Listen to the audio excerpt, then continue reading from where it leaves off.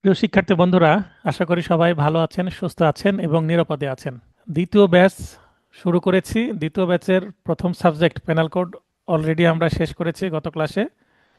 আজকে আমরা দ্বিতীয় সাবজেক্ট এই নোটের বা আমি যেই সিরিয়ালে পড়াচ্ছি সেটার দ্বিতীয় সাবজেক্ট অর্থাৎ law two, professional ethics, bar council order and rules, legal decisions and reports, সংক্ষেপে আমরা যেটা বলি বার কাউন্সিল অংশ বা bar council order, rules and ক্যাননস।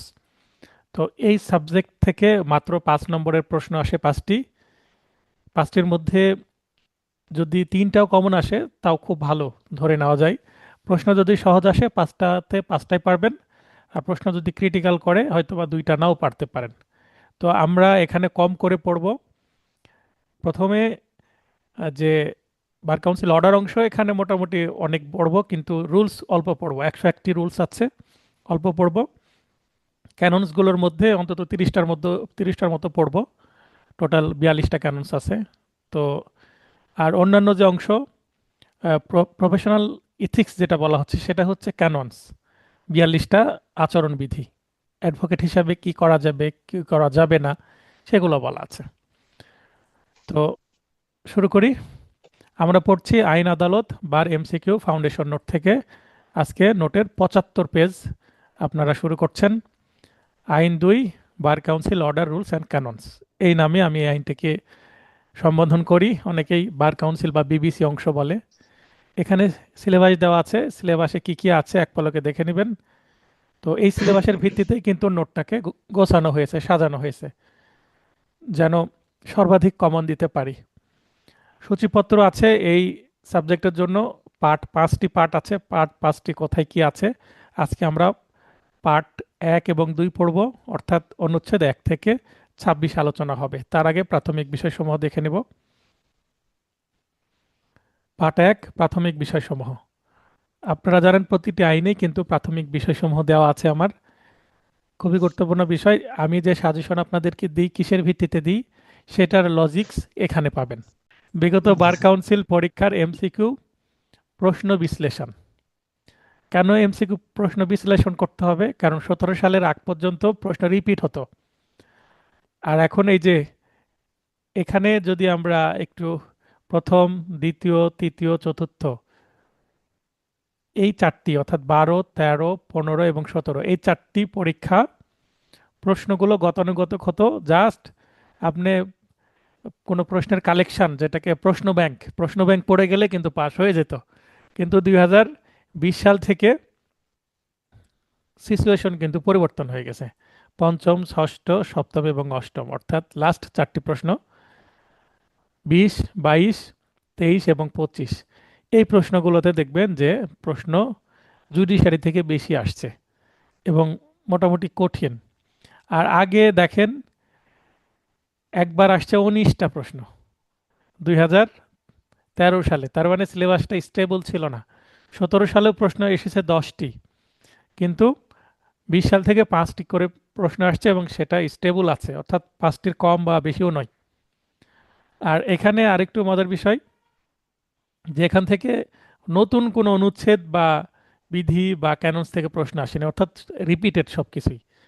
Penal কোডে কিন্তু 12টা নতুন সেকশন থেকে প্রশ্ন আসছিল, মনে আছে কিনা আমার মনে আছে। এই অংশ যখন আমরা পেনাল কোড খুলে দেখবেন তো নিচে দেখবেন যে নতুন, এখানে 2025 সালের এমসিকিউ পরীক্ষায় পেনাল কোডে কিন্তু 12টি সেকশন নতুন আছে। আপনারা যদি দেখতে চান দেখে নেবেন। এখানে কোনো নতুন অনুচ্ছেদ, বিধি বা আচরণ বিধি থেকে প্রশ্ন আসেনি। এই কারণে বলা যায় যে এখানে পাঁচে পাস পাওয়ার সম্ভাবনা বেশি। তবে না পেলে অন্তত 3 পেলেও যথেষ্ট। পুনরাবৃত্তি বা রিপিটেড ধারা বা অনুচ্ছেদ সমূহ, অনুচ্ছেদ 3, 5, 6, 6A, 8, 27, 33, 34, 36, বিধি 3 মানে রুলস 3, তারপর 41A, 60 3, এবং ক্যাননসের মধ্যে অধ্যায় 2 এর বিধি 5 এবং অধ্যায় 4 এর বিধি 8, এগুলো যদি এই যে জাস্ট রিপিটেড অনুচ্ছেদ বা রিপিটেড অংশটুকু যদি পড়া যায়, এখান থেকেও 3 কমন পাওয়া সম্ভব, মানে এটা ধরে নিতে পারি আমরা। এই কারণে আমি যখন ফাইনাল টাস্ক নোট দিব, এখান থেকে মানে এর সাথে হয়তো বা দু একটা যুক্ত করে দেবো, এখান থেকে দু একটা বাদও দিয়ে দেবো। যেমন 2025 সালে যেখান থেকে প্রশ্ন আসছে, এখান থেকে তো প্রশ্ন আসার সম্ভাবনা নাই নেক্সট 26-এ। তাই এই যে 25-এর 5, 6, 33, 41-এ এবং 4-এর 8, এই এই পাঁচটা বাদ দিয়ে দিব। বুঝতে পেরেছেন? তাহলে আমার ফাইনাল টাচের যে খুব শর্ট নোট বা শর্ট সাজেশন, সেটা আমি কিভাবে তৈরি করি সেটারও ব্যাখ্যা দিয়ে দিলাম। আমি আসলে ওই স্বপ্নে দেখতে পাই না যে এটা কমন আসবে। লজিকে রিসার্চ করে, বিশ্লেষণ করে, অ্যানালাইসিস করে সব কিছু বের করতে হয়, সময় দিতে হয় ভাই। সময় দিলেই আপনি নিজেও বুঝতে পারবেন যে আসলে কোন জায়গায় আপনাকে সময় বেশি দিতে হবে, কোন জায়গায় বেশি পড়তে হবে। ঠিক আছে না আমার কথা? জি স্যার। এরপরে এই নোটে আমি এই রিপিটেড অংশের বাদ দিয়ে আর কি রেখেছি, বাস্তবে প্রয়োগযোগ্য ধারা বা অনুচ্ছেদ সমূহ আমি এখানে রেখেছি, যেমন এগুলো বাস্তবে কিন্তু কাজে লাগে। হ্যাঁ, তাই এগুলো দিয়েছি। এখানে মন্তব্য বলছি, পরিচিত অংশ ও বিধি হতে প্রশ্ন কম হয়। অপরদিকে বর্তমানে অনুচ্ছেদ ও ক্যাননস থেকে বেশি বেশি প্রশ্ন হচ্ছে। ক্যাননস থেকে বেশি প্রশ্ন আপনাদের সময়েও আসতে পারে। তো ফাইনাল টাস্ক নোটে আমি ক্যাননসটাকে আরো সুন্দর করে দিব, যেন আপনাদের মুখস্থ করতে সুবিধা হয়। তাহলে বিবিসি অর্ডার রুলস অ্যান্ড ক্যাননস এর সাজেশন অংশটা, এই যে এতক্ষণ যতটুকু দেখলাম, আমরা আলোচনা করলাম, তার ভিত্তিতেই কিন্তু এই সাজেশনটা তৈরি করা হয়েছে। বিগত বছরের প্রশ্ন বিশ্লেষণপূর্বক পরবর্তী এমসিকিউ পরীক্ষার জন্য নিম্নরূপ সাজেশন প্রণয়ন করা হলো। এই সাজেশন পুরোটা যদি পড়েন, পাঁচে পাস পাওয়ার সম্ভাবনা 99%। তাহলে অনুচ্ছেদ আপনারা পড়বেন, এগুলো রুলস এগুলো পড়বেন, আর ক্যাননস এগুলো পড়বেন। ক্যাননস 4টা অধ্যায়ে 42টা ক্যাননস থাকে, 42টা থেকে কমানো আছে। এর মধ্যে আরেকটু আপনাদেরকে যাদের একটু মানে পড়ার সময় কম, প্রফেশনে আছেন বা কর্মজীবী, বা কিছু মা বোন আছেন, সন্তান মানুষ করতে গিয়ে, সন্তান লালন পালন করতে গিয়ে কিন্তু সময় পান না পড়াশোনায়, এরকমও হয়। তো তাদের জন্য এখানে টিপস হচ্ছে, দেখবেন 1 স্টার, 2 স্টার, 3 স্টার আছে। যেগুলো 1 স্টার সেগুলো অন্তত একবার পড়বেন, 1 স্টার একবার পড়বো, 2 স্টার অন্তত 2বার পড়তে হবে, এবং 3 স্টার যেগুলো সেগুলো 3বার এবং তার বেশি পড়তে হবে। 3 স্টারকে খুব আপন করে যত্ন করে রাখতে হবে, কারণ সেগুলো আপনাকে পাস করাবে। তাহলে 3 স্টার 3-এর বেশিবার পড়তে হবে, 1 স্টার একবার, 2 স্টার 2বার পড়বেন। তাহলে মোটামুটি এগিয়ে থাকবেন। তারপরে ফাইনাল টাস্ক এবং ক্লাস টেস্ট, মডেল টেস্টের মাধ্যমে আমি তো চর্চা করাবই। তাহলে পরীক্ষার 1 মাস পূর্বে শর্ট সাজেশন দেওয়া হবে, এবার 1.5 মাস পূর্বেই দিয়ে দেবো, বা 2 মাস পূর্বেও দিয়ে দিতে পারি, কারণ যথেষ্ট সময় আছে এবার। হয়তো বা ডিসেম্বরের শেষেই দিয়ে দিতে পারি, বা জানুয়ারির শুরুতে। খুব চাপ নিব না, চাপ নিলে আপনাদের ফাইনাল টাস্ক নোটটা ভালো হবে না। আমার ফাইনাল টাস্ক নোট আগেরটা আছে, আমি চেষ্টা করলে 2 দিনে রেডি করে ফেলতে পারি, করে দিয়ে দিতে পারি। তো দায়সারা কাজ আমি কখনো করি না। আপনাদের যেন কাজে লাগে, পাশ করতে পারেন, সেই কাজটাই আমি করার চেষ্টা করি। রাতের পর রাত জেগে কাজ করি। গত রাত্রে আমি লিখিত নোটের কাজ এবং আরেকটা মামলার কিছু কাজ ছিল, মানে ভোর 6টা পর্যন্ত কাজ করেছি। তারপরে যখন আজান দিল, তারপরে টের পেলাম যে রাত শেষ, তারপরে ঘুমাতে গেলাম। তো পরিশ্রম করছে, এই সপ্তাহটা পরিশ্রম হবে। যারা লিখিত ব্যাচে আছেন, তাদেরকে আমি প্রমিস করেছি 13 তারিখে নোট কুরিয়ার করব, আশা করছি ডেডলাইনের মধ্যেই পাঠাতে পারবো। তাহলে এই আইনের পরিচিত অংশ থেকে ইতিপূর্বে যে প্রশ্ন আসেনি তা না, এসেছে, তাই আমাদেরকেও একটু না পড়লেই নয়। Bangladesh legal practitioners and bar council order, আইনের পুরো নাম হচ্ছে এটা, 1972। এটা 1972 সালের 46 নম্বর আইন। এই আইনটি কার্যকর হয় হচ্ছে 26 মার্চ 1971। কিছু লক্ষ্য করতে পারছেন কামরুজ্জামান ভাই? আইন 72 জি সালের, স্যার। কিন্তু কিন্তু এটা কার্যকর হয়েছে 1971 সালের 26শে মার্চ। এটার ব্যাখ্যা দিতে পারবেন কেন? এটা অদ্ভুত লাগছে। স্যার এটা ওই যে নতুন দেশ হওয়ার কারণে স্যার, পাকিস্তান থেকে আলাদা হওয়ার কারণে স্যার ওই দিন থেকে কার্যকর করা হয় ওই যে। হ্যাঁ, আমাদের এছাড়া 26শে মার্চ হচ্ছে স্বাধীনতা দিবস। হ্যাঁ, ওমর জি। খায়ের ভাই লাইনে আসতে চাচ্ছেন, ভাই বলেন কি বলবেন।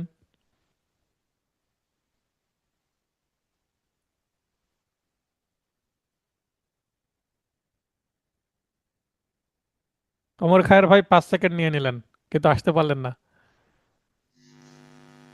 এবার এসেছেন, বলেন। হ্যাঁ স্যার। স্যার, এটা ওই যে স্বাধীনতা দিবসটা স্যার কেন্দ্র করে মনে হয় এই আইনটা করা হয়েছে নাকি স্যার? হ্যাঁ, আপনার 72 সালে যে আইনগুলো হয়, মানে দেশ স্বাধীন হওয়ার পর একটা নতুন দেশ তড়িঘড়ি করে অনেক আইন করা হয়েছে দ্রুত। জি এবং স্যার। এই এই আইনগুলোর কার্যকর দেখানো হয়েছে 26শে মার্চ 1971।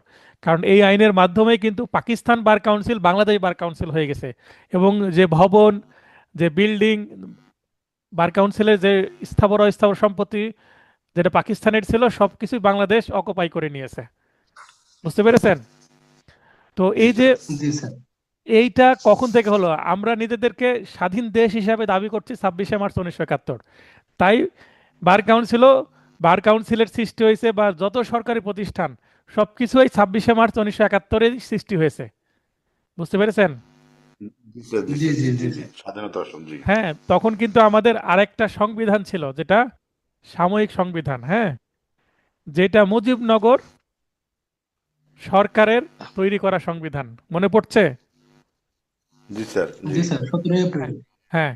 তো হুম। এই যে ওই ওই সংবিধানের ক্ষমতা বলেই কিন্তু এই আইনগুলো তৈরি হয়ে গেছে, হ্যাঁ। আর এটাকে আইন পরে হলো, কিন্তু এর কার্যকারিতা আগে থেকে দেখানো হচ্ছে, মানে পূর্ব থেকে কার্যকর। এটাকে বলে রেস্ট্রোপেক্টিভ ইফেক্ট। কি বলে? জি স্যার। রেস্ট্রোপেক্টিভ ইফেক্ট মানে পূর্ব হতে কার্যকর। আইন তৈরি হলো এখন, কিন্তু আগে থেকে কার্যকর দেখানো হচ্ছে। বাংলাদেশ বার কাউন্সিল শুধুমাত্র একটাই আইনই আছে এই 5-7টি সিলেবাসভুক্ত আইনের মধ্যে, এটারই শুধুমাত্র রেস্ট্রোপেক্টিভ ইফেক্ট আছে। ভাইভাতে প্রশ্ন আসতে পারে, বলেন যে রেস্ট্রোপেক্টিভ ইফেক্ট আছে এই ধরনের একটি আইনের নাম বলেন, তখন এই আইনের নাম বলতে হবে। বুঝতে পেরেছেন? জি স্যার।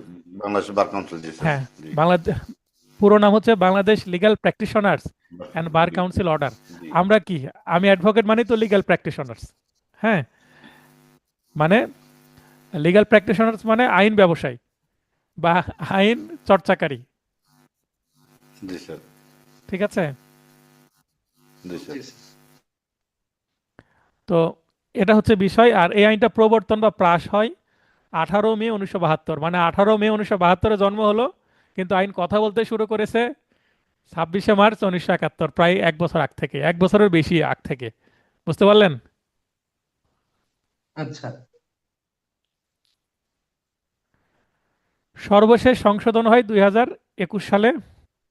অ্যাডহক কমিটি গঠন হয় 8 অনুচ্ছেদ সংশোধন করে, এবং যেটার গেজেট প্রকাশ হয় হচ্ছে 13 সেপ্টেম্বর 2021। মানে এর আগে অ্যাডহক কমিটি গঠন করার প্রয়োজনীয়তা ছিল না। তাই যখন করোনার সময় নির্দিষ্ট সময় ভোট করা গেল না, তখন এই আইনটা তৈরি করা হয়, মানে অ্যাডহক কমিটি গঠনের বিষয়টা। বর্তমানে কিন্তু অ্যাডহক কমিটি 2, অ্যাডহক কমিটি 1 ছিল, তারপরে নির্বাচন হয়, এটা চলছে হচ্ছে অ্যাডহক কমিটি 2। তার মানে অ্যাডহক কমিটি যখন হয় করোনাকালে, তারপরে কিন্তু 22 সালে আবার নির্বাচন হয়। বার কাউন্সিলের নির্বাচন 3 বছর পর পর হয়। 25 সালের আবার মে মাসের 31 তারিখের মধ্যে বার কাউন্সিলের নির্বাচন হতে হবে। যদি জাতীয় নির্বাচন হয়, আশা করি বার কাউন্সিলের নির্বাচন হবে। এবং বার কাউন্সিলের আমি এই 22 সালের ভোটটা দিতে পেরেছিলাম। অ্যাডভোকেটদের কিন্তু ভোট দেওয়ার সুযোগ থাকে, অনেকগুলো ভোট দিতে হয়। এগুলো আমরা আজকে কিছুটা পড়ব, দেখতে পাবেন। আদেশটি একটি বিশেষ মৌলিক বা তত্ত্বগত বা সাবস্ট্যান্টিভ ল। তাহলে আমরা এসআর অ্যাক্ট, পেনাল কোড এবং এই আইনটাকেও সাবস্ট্যান্টিভ ল বলতে পারবো। কিন্তু এই আইনটা নিয়ে অনেকের কি আছে, যেমন এই যে অর্ডারটা হচ্ছে সাবস্ট্যান্টিভ, কিন্তু রুলসটা হচ্ছে প্রসিডিউরাল। বুঝতে পেরেছেন? অর্ডারটা হচ্ছে আচ্ছা, সাবস্ট্যান্টিভ বা মৌলিক, আর রুলসটা হচ্ছে প্রসিডিউরাল। তার মানে এটা মিক্সড আছে। এটা আসলে তো একটা আইন না, 3টা আইন বা 4টা আইনের কম্বিনেশন। তাহলে আমরা কি শুধু সাবস্ট্যান্টিভই বলবো স্যার?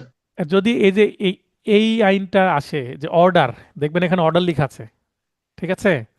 যদি অর্ডার উনিশশো জি বাহাত্তর জি বলে, দেখতেছি। অর্থাৎ আমি অন্য কালার ব্যবহার করি, এই গ্রিন হাইলাইটেড অংশ, এই কালারটা দিয়ে যদি বলে যে আইনটা কি, তখন সাবস্ট্যান্টিভ ল। এটা ডেফিনেটলি একটা মৌলিক আইন, পেনাল কোডের মতন, ঠিক আছে? আচ্ছা। এরপরে বাংলাদেশের স্বাধীনতার ঘোষণাপত্র অনুযায়ী বাংলাদেশ সাময়িক সাময়িক সংবিধান আদেশ, সামরিক না কিন্তু সাময়িক সংবিধান আদেশ 1972 দ্বারা রাষ্ট্রপতির ওপর ন্যস্ত ক্ষমতা বলে প্রদত্ত ক্ষমতা অনুসারে কিন্তু এই আইনটা তৈরি হয়, হ্যাঁ। এই আইনটা কিন্তু কোনো অ্যাক্ট না, এটা একটা অধ্যাদেশ বা প্রেসিডেন্টস অর্ডার। এবং অর্ডার নম্বর কত? 46। 46। হ্যাঁ, এবং মজার বিষয় অর্ডার নাম্বার 46, এবং এখানে আদেশ আছে, আদেশে অনুচ্ছেদ আছে আবার 46, মানে 46টা অনুচ্ছেদ, 46তম আইন। এই যে প্রথমে লিখেছি, মনে রাখতে সুবিধা হবে, এখানে একটা জি প্রস্তাবনা আছে। প্রস্তাবনা বলতে আইনের মৌলিক কি আছে ভেতরে একটু সূচনা থাকে, সেটাকে প্রস্তাবনা বলে সহজ ভাষায়। প্রস্তাবনার অর্থ আরো গভীর, যেটা আমাদের আলোচ্য বিষয় না। প্রস্তাবনা আছে কি নাই এই প্রশ্নে এমসিকিউ আসতে পারে। অনুচ্ছেদগুলো সংশোধন করতে পারে কে, এই প্রশ্ন কিন্তু আসে যে অনুচ্ছেদ কে সংশোধন করতে পারে। জাতীয় সংসদ, জাতীয় সংসদের অপর নাম কি? আইনসভা বা পার্লামেন্ট। আবার এটাই হচ্ছে সরকার, তাই না? সরকার আইন পাশ করে কোথায়? পার্লামেন্টে বা আইনসভায়। জি জি জি তাহলে আইনসভায় যেটা পাশ হয় সেটাই তো সরকারের দ্বারাই তৈরি করা, তাই না? জি তার মানে এই যে 46টা অনুচ্ছেদ, এগুলো সংশোধন করার ক্ষমতা সরকারেরই আছে, বার কাউন্সিলের নাই। আদেশটিতে 3টি প্রতিষ্ঠান বা সংগঠনের কথা উল্লেখ আছে। কি কি? 1 নম্বর বাংলাদেশ বার কাউন্সিল, একটি আছে। আহ, সারা বাংলাদেশে বাংলাদেশ বার কাউন্সিল তো একটি আছে ঢাকায়, তাই না? জি 2 নম্বর পয়েন্ট হচ্ছে বার অ্যাসোসিয়েশন। যেমন আমাদের রাজশাহীর বার অ্যাসোসিয়েশন আছে, পুরো নাম হচ্ছে রাজশাহী অ্যাডভোকেটস বার অ্যাসোসিয়েশন। অনেকেই বলে যে বার সমিতি, সমিতি অ্যাসোসিয়েশন, অ্যাসোসিয়েশন ইংরেজি, বাংলাতে বলে সমিতি। তো আমাদের রাজশাহীর রাজশাহী অ্যাডভোকেটস বার অ্যাসোসিয়েশন এইভাবে নামকরণ করা আছে, ইংলিশেও বাংলা একই। আমাদের সমিতি নামকরণ হয় অনেক সময় জেলা বার সমিতি, যেমন নাটোর, চাঁপাইনবাবগঞ্জ বা ঢাকা জেলা বার সমিতি, এরকম নাম বাংলায় করে।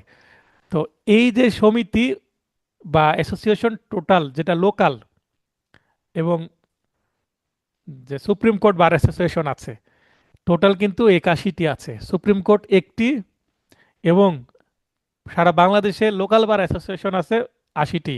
জেলা কয়টি? 64টি। স্যার, আমি সেটা জিজ্ঞেস করতে স্যার, সেটা জিজ্ঞেস করতে চাচ্ছিলাম যে 64টি জেলা অথচ 80টি বা 81টি। হ্যাঁ, এখানে আমাদের রাজশাহীতে আপনার জেলা পর্যায়ে, হ্যাঁ, বিভাগেও আমাদের বার, আবার মহানগরও আছে। তো এখানে একটাই বার, কিন্তু কিছু কিছু এলাকায় কি আছে, চৌকি বার লিখে রাখেন এখানে।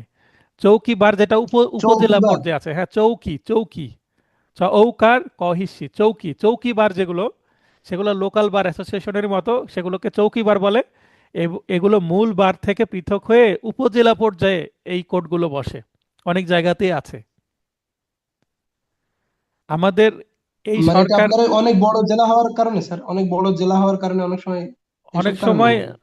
আপনার জেলা সদর থেকে উপজেলা দূরত্ব যদি বেশি হয়, তখন চৌকি বার অ্যাসোসিয়েশন তৈরি করে দেওয়া হয়, বিশেষ করে সিভিল মামলার ক্ষেত্রে। তখন ওই উপজেলা পর্যায়ে যেখানে জমি রেজিস্ট্রি হয়, সাব রেজিস্ট্রি অফিসের আশেপাশেই কি করা হয়, সেই কোর্টটাকে বসানো হয়, যেন ওই উপজেলার লোকজন সেই কোর্টেই মামলা পরিচালনা করতে পারে। সহকারী জজ যেমন সিভিল জজ ওখানে বসবে। বাংলাদেশে এরকম চৌকি বার আছে, সবকিছু মিলে 80টা, সুপ্রিম কোর্ট বার অ্যাসোসিয়েশন মিলে টোটাল 81টা। ভাইবার প্রশ্ন, এমসিকিউ আসার সম্ভাবনা খুব কম, কিন্তু আইনটা যেহেতু পড়ছি সেহেতু একটু এক্সট্রা নলেজ দিয়ে দিলাম। অ্যাডভোকেট হবেন, অনেক কিছু জানতে জি হবে। স্যার। জি স্যার। ভাইবাতে এই ধরনের প্রশ্ন আসতে পারে। আনোয়ার ভাই প্রশ্ন করতে চাচ্ছিলেন, কিন্তু লাইনে আসেননি। 3 নম্বর হচ্ছে বার কাউন্সিল ট্রাইব্যুনাল, এক বা একাধিক, পূর্বে সর্বোচ্চ 3টি হতো। আগে 3টি হতো, অ্যাডভোকেটের সংখ্যা কম ছিল, তাই অ্যাডভোকেটরা মানে অন্যায় কম করতো, পেশাগত অসদাচরণ কম হতো, দুর্নীতি কম হতো। অ্যাডভোকেট সংখ্যা বেশি, তাই প্রয়োজনে 3-এর অধিকও হতে পারে। মিনিমাম একটা বা 3-এর অধিক ট্রাইব্যুনাল, মানে কোন অ্যাডভোকেটের বিরুদ্ধে কোনো কমপ্লেন করলো কেউ, একটা ট্রাইব্যুনাল গঠন করে দিয়ে তিনজন বিচারক সেখানে বিচার করবেন ওই অ্যাডভোকেটের। আমি একজন অ্যাডভোকেট, আমি যদি কোনো অন্যায় করি, আমার বিরুদ্ধে কেউ যদি কমপ্লেন করে বার কাউন্সিলে, বার কাউন্সিল সচিব সেটা গ্রহণ করবে, গ্রহণ করে ট্রাইব্যুনাল এ পাঠিয়ে দেবে। তখন ইনস্ট্যান্ট ট্রাইব্যুনাল গঠন হবে, সেখানে বিচার হবে। তো ট্রাইব্যুনাল একটা হতে পারে, একাধিক হতে পারে, যেমন অবস্থা তেমন ব্যবস্থা। মনে করেন বাড়িতে যদি 5 জন লোক আসে, তাহলে হয়তো বা স্বাভাবিক একটা পাতিলে খাবার রান্না করা হবে। এখন বাড়িতে যদি 20 জন মেহমান আসে তখন অনেক বড় পাতিল তুলে রাখা হয় না বাড়িতে? জি জি তখন জি, সেগুলো রাখা হয়, বের এক্সট্রা হিসেবে রেখে তো দেওয়া হয়। সেগুলো বের করতে হবে রিজার্ভ থেকে, কারণ বেশি লোক এসেছে, এবার বড় পাতিলে রান্না করতে হবে। তো তেমনি যখন মামলার চাপ বেশি হয়ে যাবে ট্রাইব্যুনাল সংখ্যাও বেড়ে যাবে, প্রয়োজন মতো সেটা করা যাবে। আচ্ছা, বাংলাদেশ বার কাউন্সিল এর বৈশিষ্ট্য পড়ছি, একটি সংবিধিবদ্ধ বা বিধিবদ্ধ, কারণ এটি রাষ্ট্রপতির আদেশ দ্বারা গঠিত, এটি একটি বিধিবদ্ধ বা সংবিধিবদ্ধ সংস্থা, হ্যাঁ, যেটাকে ইংরেজি হচ্ছে স্ট্যাটিউটরি বডি বা ইনস্টিটিউশন। বাংলাদেশ বার কাউন্সিল একটি স্বায়ত্তশাসিত, স্বায়ত্তশাসিত ইংলিশ হচ্ছে অটোনোমাস। অটোনোমাসের অর্থ হচ্ছে সরকার থেকে কিন্তু কি নিবে, একটা বাৎসরিক, সুযোগ সুবিধা। বাৎসরিক কিন্তু অর্থনৈতিক সুযোগ সুবিধা নেবে। যেমন পাবলিক ইউনিভার্সিটিগুলো, পাবলিক ইউনিভার্সিটিগুলো কিন্তু এই একটা বড় অঙ্কের টাকা স্বায়ত্তশাসিত। টাকা নিয়ে থাকে, কিন্তু তারা নিজেরা পরিচালিত, মানে সরকারের থেকে খরচ নিবে, সরকারের ওপরে কিছু ক্ষেত্রে নির্ভরশীল কিন্তু পুরোটা নির্ভরশীল না, নিজেদের দ্বারা পরিচিত। সরকার খুব বেশি হস্তক্ষেপ করতে পারে না। অটোনোমাস, যেমন যতগুলো পাবলিক ইউনিভার্সিটি আছে, আমরা যদিও বলি সরকারি বিশ্ববিদ্যালয়, কিন্তু অ্যাকচুয়ালি সরকারি না, সেগুলো পাবলিক ইউনিভার্সিটি এবং সেগুলোকে স্বায়ত্তশাসিত প্রতিষ্ঠান বলা হয়, কারণ এটি সরকার দ্বারা নিয়ন্ত্রিত কিন্তু নিজেদের দ্বারা পরিচালিত। অটোনোমাস প্রতিষ্ঠানের বৈশিষ্ট্য হচ্ছে এটা, স্বায়ত্তশাসিত প্রতিষ্ঠানের। বাংলাদেশ বার কাউন্সিল এটি একটি কর্পোরেট বডি, হ্যাঁ, কর্পোরেট বডি। কর্পোরেট বডি বলতে, যেমন আমি মানুষ, আমি 18 বছর বয়স হয়ে গেলে আমি সুস্থ মস্তিষ্কের যদি মানুষ হই, তাহলে আমি কারো বিরুদ্ধে মামলাও করতে পারবো এবং কেউ আমার বিরুদ্ধে মামলা করতে পারবে। এটাকে বলে হচ্ছে আইনের দৃষ্টিতে লিগ্যাল বডি। কি বলা হয়? লিগ্যাল বডি বা লিগ্যাল পার্সন। তাহলে আমি একজন লিগ্যাল পার্সন এবং আমি একজন ন্যাচারাল পার্সন, বায়োলজিক্যাল পার্সন। কিন্তু বাংলাদেশ বার কাউন্সিল এটা একটা আর্টিফিশিয়াল পার্সন, কিন্তু লিগ্যাল বা কর্পোরেট বডি হিসাবে আইনগত সত্তা আছে। যত প্রতিষ্ঠান আছে প্রতিষ্ঠানের বিরুদ্ধে মামলা হয় না, তো প্রতিটা জি প্রতিষ্ঠানের জি কি জি। আছে, প্রতিটা প্রতিষ্ঠানের আইনগত সত্তা আছে। সে মানুষ না, তার বায়োলজিক্যাল বডি নাই, কিন্তু তার একটা কর্পোরেট বডি আছে। দ্যাট ইজ, এখানে বলা হচ্ছে লিগ্যাল এন্টিটি, যে নিজে মামলা করতে পারে এবং তার বিরুদ্ধে মামলা করা যায়, তাদেরকে কর্পোরেট বডি বা লিগ্যাল এন্টিটি বলা হয় আইনের ভাষায়, বা আইনগত ব্যক্তি। চিরস্থায়ী উত্তরাধিকার থাকবে এবং সাধারণ সিলমোহর থাকবে। দেখবেন প্রতিটা নোটিশে একটা গোল সিল লাগিয়ে দেয় না বাংলাদেশ বার কাউন্সিল, জি সেটা হচ্ছে সিলমোহর। সিলমোহর সাধারণত বলা হয় যেগুলো গোল সিল সেগুলোকে। যেমন আমি যে সিল ব্যবহার করি, আমাদের তো অ্যাডভোকেটের গোল সিল হয় না, আমাদের সিল হয় এরকম, হ্যাঁ, আমাদের আচ্ছা। অ্যাডভোকেটের সিল হয় এরকম। এখন তো এটা খুবই পকেট সিল, এই যে এরকম হয়, হ্যাঁ। তো এটাকে মোহর বলা যাবে না, কারণ এটা কিন্তু গোল না। মোহর বলতে গোলাকার সিলকেই সাধারণত মোহর বলা হবে। কেন মোহর বলা হবে? কারণ মোহর যেগুলো আগে গোল্ড কয়েন, মোহর কিন্তু সাধারণত গোলই হতো, তাই না, সোনার মোহর। তো এই মোহর দ্বারা গোল বোঝানো হয়, বুঝতে পেরেছেন, এবং এটার মূল্য একটু বেশি। তার মানে কোনো প্রতিষ্ঠানের সাধারণত গোলাকার সিল হয়। তারপরে আপনার যদি কোনো অ্যাডভোকেট নোটারি পাবলিকের কাজ করেন, সেক্ষেত্রে কিন্তু আবার গোল সিল মোহর তৈরি করতে হয়। এবং প্রতিটা আদালতের আলাদা আলাদা কিন্তু গোলাকার সিল মোহর আছে, এটার একটা ভ্যালু বেশি। বাংলাদেশ বার কাউন্সিল স্থাবর ও অস্থাবর সম্পত্তি অর্জন করতে পারবে, মানে ক্রয় করতে পারবে, বা কেউ দান করলে সেটা নিতে পারবে, নিজ নামে চুক্তি করতে পারবে, এবং বার কাউন্সিলের পক্ষে, মানে বার কাউন্সিল বাদী হয়ে কারো বিরুদ্ধে মামলা করতে পারবে, অথবা বার কাউন্সিলকে বিবাদী করে তার বিরুদ্ধেও মোকদ্দমা করা যাবে। কেন করা যাবে? কারণ সে কর্পোরেট বডি, তাই। বাংলাদেশ বার কাউন্সিল সরকারের পূর্ব অনুমতি নিয়ে বিধি বা রুলস যেগুলো আছে, বার কাউন্সিল রুলস, যে এখানে আমি এবার এখন যেটা পড়ব, Bangladesh legal practitioners and bar council, এর আগে ছিল অর্ডার, এখানে হবে রুলস। 1972, জাস্ট অর্ডার এবং রুলস শব্দের পার্থক্য। তো এর আগে আমরা অর্ডার কয়টা, অর্ডারে 46টা অনুচ্ছেদ ছিল, আর রুলসে 101টি বিধি আছে। 101টি বিধি, এই বিধিগুলো কিন্তু বাংলাদেশ বার কাউন্সিল কি করতে পারবে, সংশোধন করতে পারবে, তারপরও সরকারের অনুমতি লাগবে। প্রণয়ন করতে পারবে রুলস, পরিবর্তন করতে পারবে বা সংশোধনও করতে পারবে। তাহলে এই প্রশ্নটা আসে যে অনুচ্ছেদগুলো সরকার করবে পরিবর্তন বা সংশোধন বা সংযোজন, নতুন প্রয়োজন হলে সেগুলো অ্যামেন্ডমেন্ট এক কথায়। আর রুলস অ্যামেন্ডমেন্টের ক্ষমতাকার বাংলাদেশ বার কাউন্সিলের, কিন্তু আবার সরকারের প্রায়র পারমিশন লাগবে। প্রায়র পারমিশন মানে পূর্ব অনুমতি। বুঝতে পারছেন? বাংলাদেশ বার কাউন্সিল নির্বাচন হয় 3 বছর পর পর। 2022 সালে সর্বশেষ নির্বাচন হয়েছে। আশা করছি 2025-এ আবার নির্বাচন হবে। বার অ্যাসোসিয়েশন নির্বাচন হয় সাধারণত 1 বছর পর পর। আমাদের রাজশাহীতে প্রতি বছরই নির্বাচন হয়। আমাদের ফেব্রুয়ারি মাসের সর্বশেষ সপ্তাহে নির্বাচন হয়। সাধারণত অন্য জেলাতেও আমি খোঁজ খবর রেখেছি, আমাদের আশপাশে সবগুলোতেই প্রতি বছরই নির্বাচন হয় bar association, local bar association বা বার সমিতিগুলোতে। কিন্তু বাংলাদেশ বার কাউন্সিলে 3 বছরে একবার নির্বাচন হয়।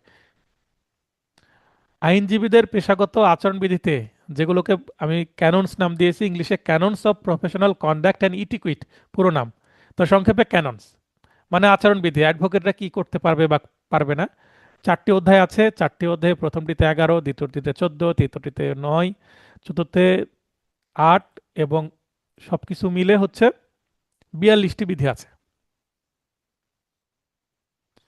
বাংলাদেশ বার কাউন্সিলের কাজ নয় কি আইনগত সহায়তা প্রদান। আইনগত সহায়তা প্রদানের কাজ হচ্ছে লিগ্যাল এডের বা ব্লাস্ট, এরকম কিছু প্রতিষ্ঠান আছে, তারা আইনগত সহায়তা প্রদান করে। আবু জুয়েল ভাই লাইন আসবেন। তো স্যার আসসালামু আলাইকুম। ওয়ালাইকুম আসসালাম। ক্লাস বোঝা যাচ্ছে ভাই? জি জি স্যার। এটা কিন্তু সহজ। 5 নম্বর তোলা খুবই সহজ। এখান থেকে 5 না পারেন 3 তুলতে পারলে অনেকটা এগিয়ে যাবেন। আচ্ছা, পার্ট স্যার এক। বললেন যে আপনাদের এখানে বার অ্যাসোসিয়েশনের নির্বাচন 1 বছর পর পর হয়। প্রতি বছরই হয়। আমাদের আমাদের ঠাকুরগাঁও মানে 2 বছর পর পর হয় 2 স্যার। বছর, হ্যাঁ। এটা নিজেদের প্রতিটা লোকাল বার অ্যাসোসিয়েশনে আবার কনস্টিটিউশন আছে, সংবিধান আছে। তা আমাদের সংবিধান রাজশাহীর অনুসারে 1 বছর পর পর হয়। মানে বেশি দেরিতে হলে দুর্নীতি বেশি করার সুযোগ থাকে। বুঝতে পেরেছেন? জি স্যার, জি স্যার। বিগত আরেকটা প্রশ্ন স্যার, মানে চলে আসলো স্যার, অপ্রাসঙ্গিক হলেও বলে ফেলি স্যার। তা আমাদের ঠাকুরগাঁও বারে যেটা ওই যে নিয়ম করছে বারে স্যার, এই মুহুরী থেকে এখানে ওই করে দেয় না স্যার, এলাও করে না স্যার।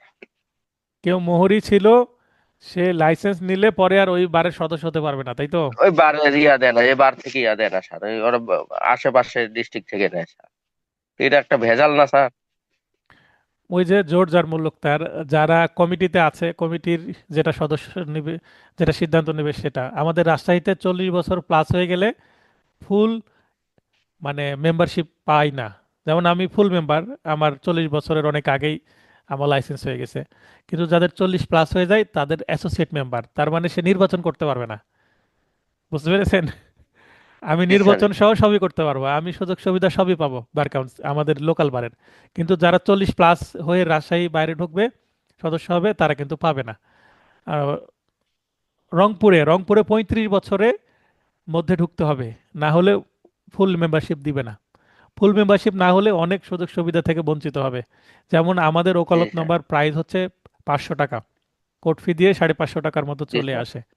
তো এই একটা হিউজ অ্যামাউন্টের টাকা আমাদের গ্যাদার হয়। এখান থেকে আমরা বছরে 3টা বোনাস পাই। হ্যাঁ, তারপরে নির্বাচন জি করার স্যার। সুযোগ সুবিধা। তারপরে যখন একটা বয়স বৃদ্ধি পাবে, অনেক সময় মানে সিনিয়র অ্যাডভোকেট যখন মারা যান, তখন কিন্তু একটা ভালো অ্যামাউন্টের টাকা দেয় বার ফান্ড থেকে। তো জি এইটা স্যার। কিন্তু যারা 40 প্লাস মানে অ্যাসোসিয়েট, তারা কিন্তু পাবে না। বুঝতে পেরেছেন জি বিষয়টা? স্যার। জি স্যার। জি স্যার। এটা তো দেওয়ার এটা স্যার একটা বৈষম্য, এবং এটা একটা মুহুরী থেকে উকিল হবে আমার পাশে, এটা স্যার একটা কেমন দেখা স্যার? এটার এটা বিরুদ্ধে এটা স্যার কিছু আমি করার নেই স্যার? আমিও এটার বিরোধিতা করছি। এবং আমি মানে সে মুহুরি ছিল, মুহুরি থেকে যদি জি অ্যাডভোকেট স্যার। হয় সে আলো ভালো প্র্যাকটিস করবে, এটা আমার মতামত। জি স্যার। না কারণ ভালো করবে সেটা না আমি স্যার, আমি তাহলে নিজে তো আমি তো। আমি নিজে যখন জি কোর্টে স্যার। যাই আমি নিজে মুহুরির কাজগুলো আগে ভালোভাবে শিখেছি। ভাই, মুহুরির কাজ না শিখলে আমি কি ওকালতি করব? কারণ মুহুরিরাই তো একটা সেরেস্তার প্রাণ শক্তি, ওনারাই তো পরিচালনা করে জি স্যার। সেরেস্তা। জি স্যার। একটা কলেজ জি চলে স্যার। কার্যালয়ের মাধ্যমে, তাই না? ক্লার্কের জি অফিসের স্যার। মাধ্যমে কিন্তু একটা অফিস চলে। জি স্যার। একটা প্রিন্সিপালের কাজের থেকে একজন ক্লার্ক, অফিসের যিনি মেন ক্লার্ক, তার প্রেশারে বেশি। জি সে স্যার। যদি ভুল করে সবার সার্টিফিকেটে ভুল চলে আসবে। বুঝতে জি পারেননি? স্যার। জি স্যার। তো জি স্যার। আমি তো মনে এখানে করি স্যার মুহুরী মেইন বা যে জিনিসটা আইনজীবী, স্যার আইনজীবী হ্যাঁ। যারা সহকারী, তাদের ভূমিকা অনেক আছে। তারা যদি আমাদের হেল্প জি না স্যার করতো, কিন্তু আমরা একা কাজ করতে পারি? তো এটা জি স্যার। আপনাদের ওখানে আন্দোলন করতে হবে। লোকালি আন্দোলন না করলে এগুলো সমাধান হবে না। এটা কি আন্দোলন করলে কাজ হবে স্যার? কতজন মিলে আন্দোলন করছে, কি ওয়েতে আন্দোলন করছে, তার উপর ডিপেন্ড করবে। তার উপর ডিপেন্ড স্যার। বা এটা কি বার কাউন্সিলে কোনো কিছু করার নাই স্যার? না, বার কাউন্সিল এই বিষয়ে কিছু করতে পারবে না। বার কাউন্সিলের কোনো কোনো সুযোগ দেওয়া যাবে না স্যার? না, বার কাউন্সিল এটা কোনো কিছু করতে পারবে না। এটা পুরোপুরি লোকাল বারের যারা সদস্য, মানে সমিতিতে সদস্য আছে, তারা সিদ্ধান্ত নেবে। আর আচ্ছা, এই বিষয়ে এটার কথা বলতে বিরুদ্ধে কোনো চাইলে রিট আলাদা দিতে কথা হয় না? বলেন, ক্লাসটা আগাই। জি স্যার। জি স্যার।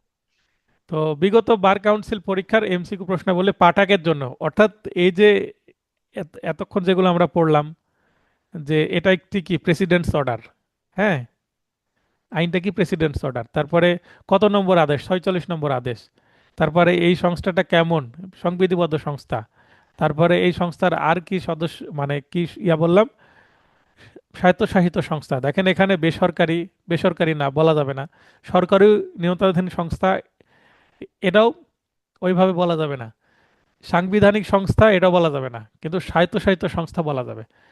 ঠিক আছে? তো এখান থেকে দু একটা রিপিট চলে আসতে পারে, একটু পড়ে রাখা ভালো। এবার পার্ট 2, অনুচ্ছেদ 1 থেকে 46 পড়বো আজকে, ছোট ক্লাস। তারপরে নেক্সট ক্লাসে একটু প্রেশার বেশি হবে বুধবারের। Bangladesh legal practitioners and bar council order 1972, যেখানে আর্টিকেল আছে 46টি, আজকে 1 থেকে 26 পড়বো। আর্টিকেলের বাংলা হচ্ছে অনুচ্ছেদ, ইংরেজিতে আর্টিকেল, বাংলায় অনুচ্ছেদ। সংবিধানে সেকশন থাকে না, সংবিধানে কি থাকে, আর্টিকেল থাকে, সেখানে অনুচ্ছেদ বলে। অনুচ্ছেদ 1, আইনটি বাংলাদেশ লিগ্যাল প্র্যাকটিশনার্স আর বার কাউন্সিল অর্ডার 1972 নামে পরিচিত হবে এবং এর সমগ্র বাংলাদেশ জুড়ে এর পরিধি হবে এবং এটা অবিলম্বে কার্যকর হবে। মানে পূর্ব থেকে কার্যকর দেখানো হয়েছে এবং এখানে বলা হচ্ছে অবিলম্বে কার্যকর। এখানে সংজ্ঞা, ডেফিনেশনস আছে 2 অনুচ্ছেদ 2। অ্যাডভোকেটস বা অ্যাডভোকেট বলতে কি বোঝাবে?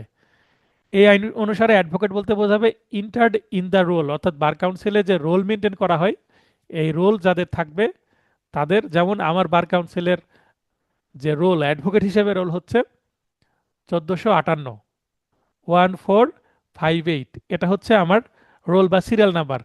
বার কাউন্সিলে এই রোল খুললে সাল অনুসারে, তাহলে আমার নামের ডিটেলস পাওয়া যাবে, আমি অ্যাডভোকেট কিনা সেটা যাচাই করার এটা একটা সিস্টেম। তারপরে বার কাউন্সিল, বার কাউন্সিল বলতে বাংলাদেশ বার কাউন্সিলকে বোঝাবে। বার অ্যাসোসিয়েশন বলতে সুপ্রিম কোর্ট বার অ্যাসোসিয়েশন অথবা লোকাল বার অ্যাসোসিয়েশন, উভয়কেই বোঝাবে। লোকাল বার অ্যাসোসিয়েশন, এটা bar association in a district or any other bar association under article 39। তার মানে 39 অনুচ্ছেদ বলে বাংলাদেশ বার কাউন্সিল যাদেরকে অনুমোদন দিয়েছে অ্যাসোসিয়েশন হিসাবে তাদেরকে বোঝাবে। তার লোকাল বার অ্যাসোসিয়েশন বলতে জেলা পর্যায়ে অথবা এনি আদার বলতে উপজেলা বা জেলার বাইরের যে চৌকি বারের কথা বললাম সেগুলোই এনি আদার বারের কথা বলা হচ্ছে, but not supreme court bar association. তাহলে লোকাল বার অ্যাসোসিয়েশন বলতে কিন্তু সুপ্রিম কোর্ট বার অ্যাসোসিয়েশন বোঝাবে না। Supreme court bar association Bangladesh একটাই আছে, বাংলাদেশ সুপ্রিম কোর্ট তো একটাই আছে। আর এই যে অন্যান্য হচ্ছে 80টা, টোটাল অ্যাসোসিয়েশন হচ্ছে 81টা, এর আগে আমি ব্যাখ্যা দিয়েছি। রোল, রোল বলতে কি বোঝাবে? The roll of advocates prepared, মানে প্রস্তুতকরণ এবং maintained by the bar council. Bar council অ্যাডভোকেটদের যে রোল তৈরি করে, যেমন আপনাদের লাইসেন্স হয়ে যাওয়ার সঙ্গে সঙ্গে আপনাদের বিপরীতে একটা রোল নম্বর ইস্যু হবে এবং এটাই হচ্ছে রোল। এই পরীক্ষাটার নাম কি? এনরোলমেন্ট। এনরোলমেন্ট মানে তালিকাভুক্তকরণ। আপনি অ্যাডভোকেট, এটার একটা তালিকাভুক্ত করেন, একটা সিরিয়াল নাম্বার আপনাকে দিবে সাল অনুসারে। মনে করেন 2026 সালে আপনি অ্যাডভোকেট হলেন, তাহলে 26 সালের আপনার সিরিয়াল নাম্বার যদি 1000 হয়, তাহলে 2026 সালে 1000 সিরিয়াল করলে আপনার নাম ঠিকানা চলে আসবে। বুঝতে পারলেন জুয়েল ভাই? তারপরে ট্রাইব্যুনাল বলতে sir tribunal constituted under this order. তাহলে ট্রাইব্যুনাল বলতে যেমন আমাদের কোর্ট আছে, আবার ট্রাইব্যুনালও আছে, যেমন নারী শিশু নির্যাতন দমন ট্রাইব্যুনাল, সাইবার ট্রাইব্যুনাল, এই ধরনের অনেক ট্রাইব্যুনাল আছে। তো সেই আদালতের মতো ট্রাইব্যুনাল কিন্তু না। তো বার কাউন্সিলের যে নিজস্ব ট্রাইব্যুনাল আছে, যেখানে অ্যাডভোকেটদের কি হয়, বিচার হয়, যারা অসদাচরণ করে তার লাইসেন্স অনেক সময় বাতিল করে দেয়, বা সাময়িক বরখাস্ত করে, বা তিরস্কার করে, হুঁশিয়ারি করে ছেড়ে দেয়। তো এই এই কাজটা করে ট্রাইব্যুনাল। তো ট্রাইব্যুনাল যখনই বলা হবে আইনের আন্ডারে যেখানে লেখা থাকবে, তখন এই অর্ডারের যে ট্রাইব্যুনালের কথা বলা হচ্ছে, 33 অর্ডারে আমরা যখন দেখব, 33 অর্ডার অনুসারে ট্রাইব্যুনাল গঠন করা হয়েছে 33 আর্টিকেল অনুসারে। তো সেটাকেই বোঝাবে এই নারী শিশু ট্রাইব্যুনাল, সাইবার ট্রাইব্যুনাল, এগুলোকে বোঝাবে না। বুঝতে পারলেন বিষয়টা? জি স্যার। আচ্ছা। আর এই যে এখানে আমি ব্যাখ্যা দিলাম সুপ্রিম কোর্ট, কিন্তু লোকাল বার বোঝাবে না। লোকাল বার বলতে 80টা, এবং সুপ্রিম কোর্ট মোট 81টা হচ্ছে অ্যাসোসিয়েশন। প্রথম দিকে আমি ব্যাখ্যা দিয়ে দিয়েছি। অনুচ্ছেদ 3, অনুচ্ছেদ 3-এ বৈশিষ্ট্য দেওয়া আছে, অলরেডি আমরা পরিচিত অংশে এগুলো দেখেছি। এই আদেশের আওতায় গঠিত বাংলাদেশ বার কাউন্সিল একটি বিধিবদ্ধ প্রতিষ্ঠান, যার কি থাকবে চিরস্থায়ী উত্তর।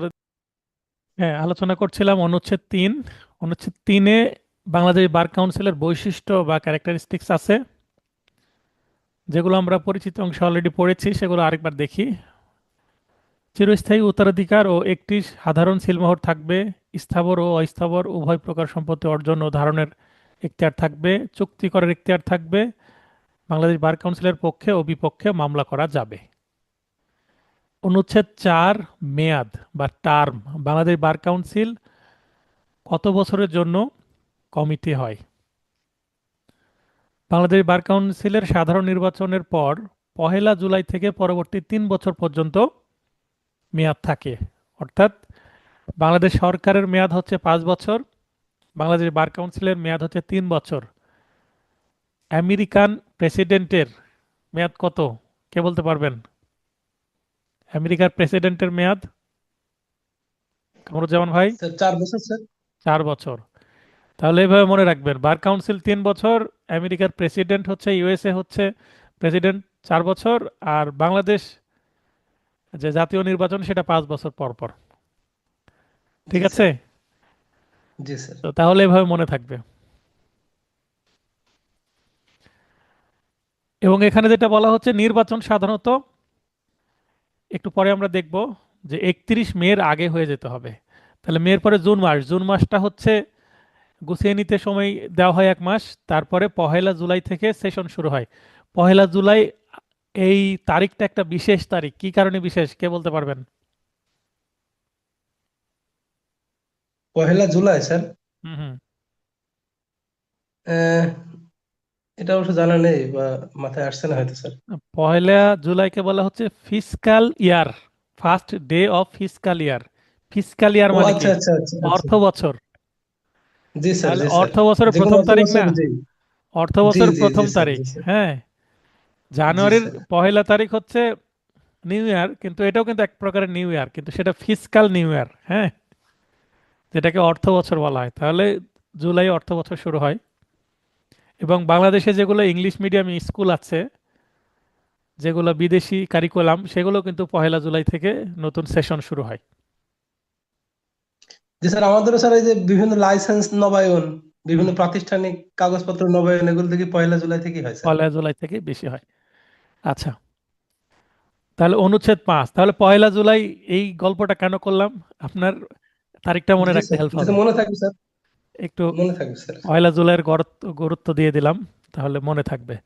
অনুচ্ছেদ 5, সদস্য বৃন্দ বা মেম্বার্স কতজন? এখান থেকে কিন্তু বারবার প্রশ্ন আসে, রিটেনও আসে, ভাইভাতেও আসে। প্রথম পয়েন্ট হচ্ছে মোট সদস্য 15 জন। মোট মানে ইন টোটাল সবকিছু মিলে 15 জন। এই 15 জনের মধ্যে পদাধিকার বলে বাংলাদেশের attorney general. Bangladesh attorney general না, বাংলাদেশের অ্যাটর্নি জেনারেল বা অ্যাটর্নি জেনারেল অফ বাংলাদেশ। তাহলে অ্যাটর্নি জেনারেল প্রধান একজন থাকেন, একজন। ঠিক আছে? জি। নির্বাচিত সাধারণ সদস্য, মানে কোটা ভিত্তিক না, সাধারণ যারা সবাই এই ভোট করতে পারে 7 জন। আর নির্বাচিত অঞ্চল ভিত্তিক বা গ্রুপ ভিত্তিক সদস্য এটা হচ্ছে কোটা ভিত্তিক, মানে এরিয়া কোটা বা এখানে অঞ্চল ভিত্তিক। যেমন আমাদের রাজশাহী অঞ্চলের প্রতি বছরই একজন থাকেন, এবারও আমাদের রাজশাহী অঞ্চলের পান্না স্যার আছেন, তার আগে একরামুল স্যার ছিলেন, তার আগে ইয়াহিয়া স্যার ছিলেন। মানে আমাদের রাজশাহী অঞ্চলের আমাদের রাজশাহী বার থেকে একজন সদস্য থাকেন।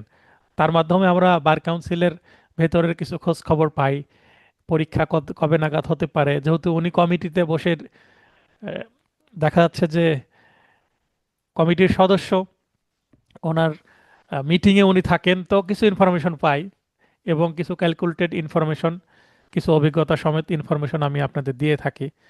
তো এমসিকিউ পরীক্ষা ফেব্রুয়ারিতে হওয়ার সম্ভাবনাও ক্ষীণ হয়ে যাচ্ছে, কারণ দেশের সার্বিক অবস্থা বিবেচনায়। এবং হয়ে যেত পরীক্ষা ডিসেম্বরে হয়ে যেত যদি এই যে 1914 জনের রেজাল্ট রিভিউ যারা করলেন তাদের রেজাল্ট যদি বাতিল না হতো, তাহলে আপনাদের পরীক্ষাও কিন্তু জানুয়ারিতে হয়ে যেত। তো তাদের যেহেতু রেজাল্ট আটকে গেল, আবার খাতা দেখা হবে, তাদের রেজাল্ট হতেই জানুয়ারির চলে আসবে। এবং যারা 25 সালে অ্যাডভোকেট হতো তাদের আর 25 সালে হওয়া হচ্ছে না, 26 সালের জানুয়ারির শেষের দিকে বা ফেব্রুয়ারির ফার্স্ট উইকের দিকে তাদের রেজাল্ট হতে পারে। তারপরে আপনাদের এমসিকিউ নিয়ে বার কাউন্সিল চিন্তা ভাবনা করবে। মাঝখানে জাতীয় নির্বাচনের কারণে কতটা পরিস্থিতি স্বাভাবিক থাকবে, সবকিছু একটা মানে নিশ্চয়তা দেওয়ার মতো পরিস্থিতিতে নাই, আশা করি বুঝতে পারছেন। তো আমাদের প্রস্তুতি নিতে জি হবে। স্যার। আমি কিন্তু মাঝখানে যখন ভাইবা ব্যাচ শুরু হচ্ছিল আপনাদের ক্লাস কিছুটা অফ রেখেছিলাম, কারণ 29 নভেম্বর পরীক্ষা হবে না, আগে বুঝতে পেরেছিলাম, সেটা আমি আগেই বলেছিলাম আপনাদের। তো এখন কিন্তু আমি খুব দ্রুত ক্লাসগুলো এগিয়ে নিচ্ছি, কারণ আমরা রেডি হব। এবার রেডি হওয়ার পরে আমরা রিভিশন ব্যাচ শুরু করে দেব এবং মডেল টেস্ট আমরা চলতে থাকবে, ঠিক আছে? তো যারা এখনো নিয়মিত ক্লাস করছেন না তাদেরকে সতর্ক করছি, এই ক্লাসগুলো আর রিপিট করা হবে না। রিভিশন ব্যাচে যে এই সুপার স্পিডে যাওয়া হবে, তো এত যে ডিটেলে আলোচনা করছে এগুলো ভিডিও দেখে তখন দেখে নিতে হবে, তাছাড়া আর এইভাবে ক্লাস করানো হবে না। অতএব এখনই ক্লাস করেন, এখনই সাবজেক্ট ভিত্তিক পরীক্ষাগুলো নিচ্ছি। যেমন 2টি পরীক্ষা নিলাম পেনাল কোডের, এর আগে ব্যাচ 1-এ কিন্তু পেনাল কোডে 3টা পরীক্ষা নেওয়া হয়েছিল। তো এই যে 2টি পরীক্ষা নিলাম, এই 2টি পরীক্ষায় 100টা প্রশ্ন ছিল, 100টা প্রশ্ন থেকে 10-এর মতো তো কমন পাবেনি আশা করছি। আচ্ছা, তাহলে নির্বাচিত যেটা অঞ্চল ভিত্তিক সদস্য হচ্ছে 7 জন, তাহলে এই 7 7 14 আর একে হচ্ছে 15। সমগ্র সরকার সমগ্র দেশের বার অ্যাসোসিয়েশন সমূহকে 7টি গ্রুপে ভাগ করে থাকেন। তাহলে 7টি গ্রুপে প্রতিটা গ্রুপে একজন করে কোটা ভিত্তিক সদস্য হবেন। যেমন রাজশাহী অঞ্চলের যিনি সদস্য হবেন তিনি কিন্তু ঢাকা থেকে এসে নির্বাচন করতে পারবেন না, তাকে রাজশাহী, তারপরে নাটোর, তারপরে চাঁপাইনবাবগঞ্জ, নওগাঁ, এই ধরনের রাজশাহীর যে যে গ্রুপে আছে অঞ্চল ভিত্তিক, এই গ্রুপের যারা মেম্বার বারের তারাই কিন্তু এই ভোটে দাঁড়াতে পারবেন। বোঝাতে পারলাম? আবার এখানকার যারা আছে তারা আবার কিন্তু অন্য অঞ্চলে যে ভোট করতে পারবে না, কারণ এটা অঞ্চল ভিত্তিক, মানে অঞ্চল ভিত্তিক এটা আলাদা ক্যাটাগরি করা আছে। আর সাধারণ যে সদস্যের কথা বলা হচ্ছে জেনারেল সদস্য 7 জন, এটা বাংলাদেশের যে কোনো জায়গা থেকে যে কোনো সদস্য সেটা দাঁড়াতে পারবেন। বুঝতে পেরেছেন বিষয়টা? জি স্যার। জি স্যার। তার মানে অঞ্চল ভিত্তিক সদস্য হওয়াটা সহজ, কম্পিটিশন কম, কিন্তু সাধারণ সদস্য হওয়াটা কি কঠিন, কারণ এখানে কম্পিটিশন হিউজ। বুঝতে পারলেন? জি স্যার। আচ্ছা, এবার যদি প্রশ্ন আসে নির্বাচিত সদস্য কতজন বার কাউন্সিলর, বলেন কতজন নির্বাচিত, elected member of bar council, how much? Sir নির্বাচিত স্যার 7 জন স্যার। এই তো ভুল হয়ে গেল, 14 জন। ও এই মানে অঞ্চল ভিত্তিক 7 জন নিয়ে, হ্যাঁ জি স্যার, 14 আমি জন স্যার। আমি প্রশ্ন করেছি জি স্যার। নির্বাচিত সদস্য কতজন, তাহলে জি এই জি জি এটাও স্যার। নির্বাচিত জি এটাও 14 জন, নির্বাচন, 14 জন। তাহলে 7 7 14 জন। ঠিক আছে, এই প্রশ্ন জি কিন্তু স্যার। আসে। নির- জি, নির্বাচিত মানে 14 জন, ঠিক আছে স্যার। তার মানে পুরোটা দেখে বুঝে উত্তর করতে হবে, নাহলে এই যেরকম ভুল হয়ে যাবে। অনুচ্ছেদ 5A, জি স্যার। কোনো অ্যাডভোকেট পদে পরপর 2বারের অধিক থাকতে পারবেন না, মানে 2 কনজিকিউটিভ টার্মস, মানে একজন অ্যাডভোকেট বার কাউন্সিলের সদস্য কিন্তু পরপর 2বার থাকতে পারবে। ইউএস এর প্রেসিডেন্টের মতন 2বারের বেশি নির্বাচন করা যায় না, ঠিক আছে? জি কিন্তু ওখানে 2 বছর, 2 বছরের বেশি পরবর্তীতে আর ফেরত আসা যায় না, কিন্তু এখানে আবার একটু ব্যতিক্রম আছে। পরপর দুইবার সদস্য হলেন, তৃতীয়বারে যে উনি আর সদস্য হলেন না, না হয়ে একবার গ্যাপ দিয়ে আবার কিন্তু উনি নির্বাচন করতে পারবেন। বুঝতে পারলেন বিষয়টা? জি জি, মাঝখানে একটু ব্রেক দিয়ে আবার। হ্যাঁ, একবার ব্রেক দিয়ে আবার উনি আসতে পারবেন। বারাক ওবামা জি কখনো আর কিন্তু প্রেসিডেন্ট হিসাবে নির্বাচন করতে পারবে না। বুঝতে জি পেরেছেন? জি স্যার। কিন্তু বাংলাদেশের এই বিষয়টা এখনো নাই। তবে ওই যে গণভোটের মাধ্যমে কিন্তু এই বিষয়গুলো নিয়ে আসার চেষ্টা করা হচ্ছে। প্রধানমন্ত্রী দুইবারের বেশি হওয়া যাবে না। এগুলো নিয়ে আমি একদিন আপনাদের সাথে একটু ক্লাস নিব। হ্যাঁ, মানে আলোচনা করবো একদিন, যে আমরা শিক্ষিত মানুষ, আমরা এটা নিয়ে কি ভাবছি। গণভোটে আসলে অনেকটা ধোঁয়াশা, আমরা শিক্ষিত মানুষরা গণভোটের বিষয়টা বুঝতে পারছি না, যে এটা হলে কি হবে, না হলে কি হবে, এর ভালো মন্দ, এর ইফেক্ট বা আউটপুটটা কি হবে, তাই না?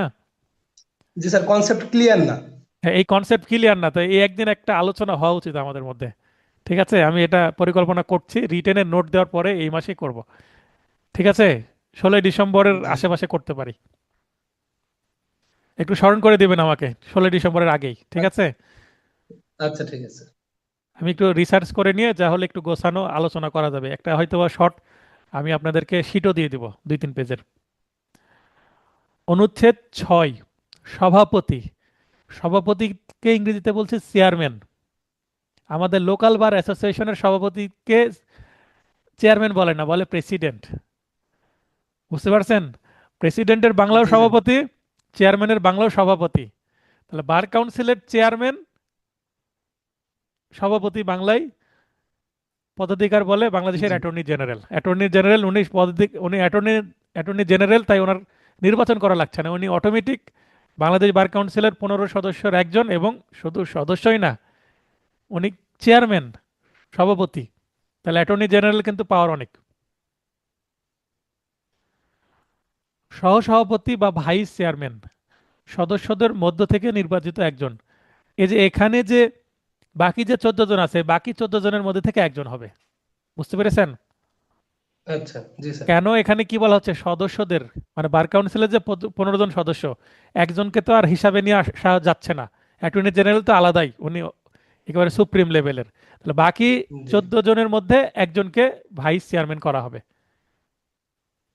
নির্বাচিত। বাকি 14 জনের মধ্যে আবার এই সহসভাপতি নির্বাচন হবে আলাদাভাবে। কারা নির্বাচন করবে? তারা নিজেরা। এখানে আর ভোটিং হবে না। আচ্ছা।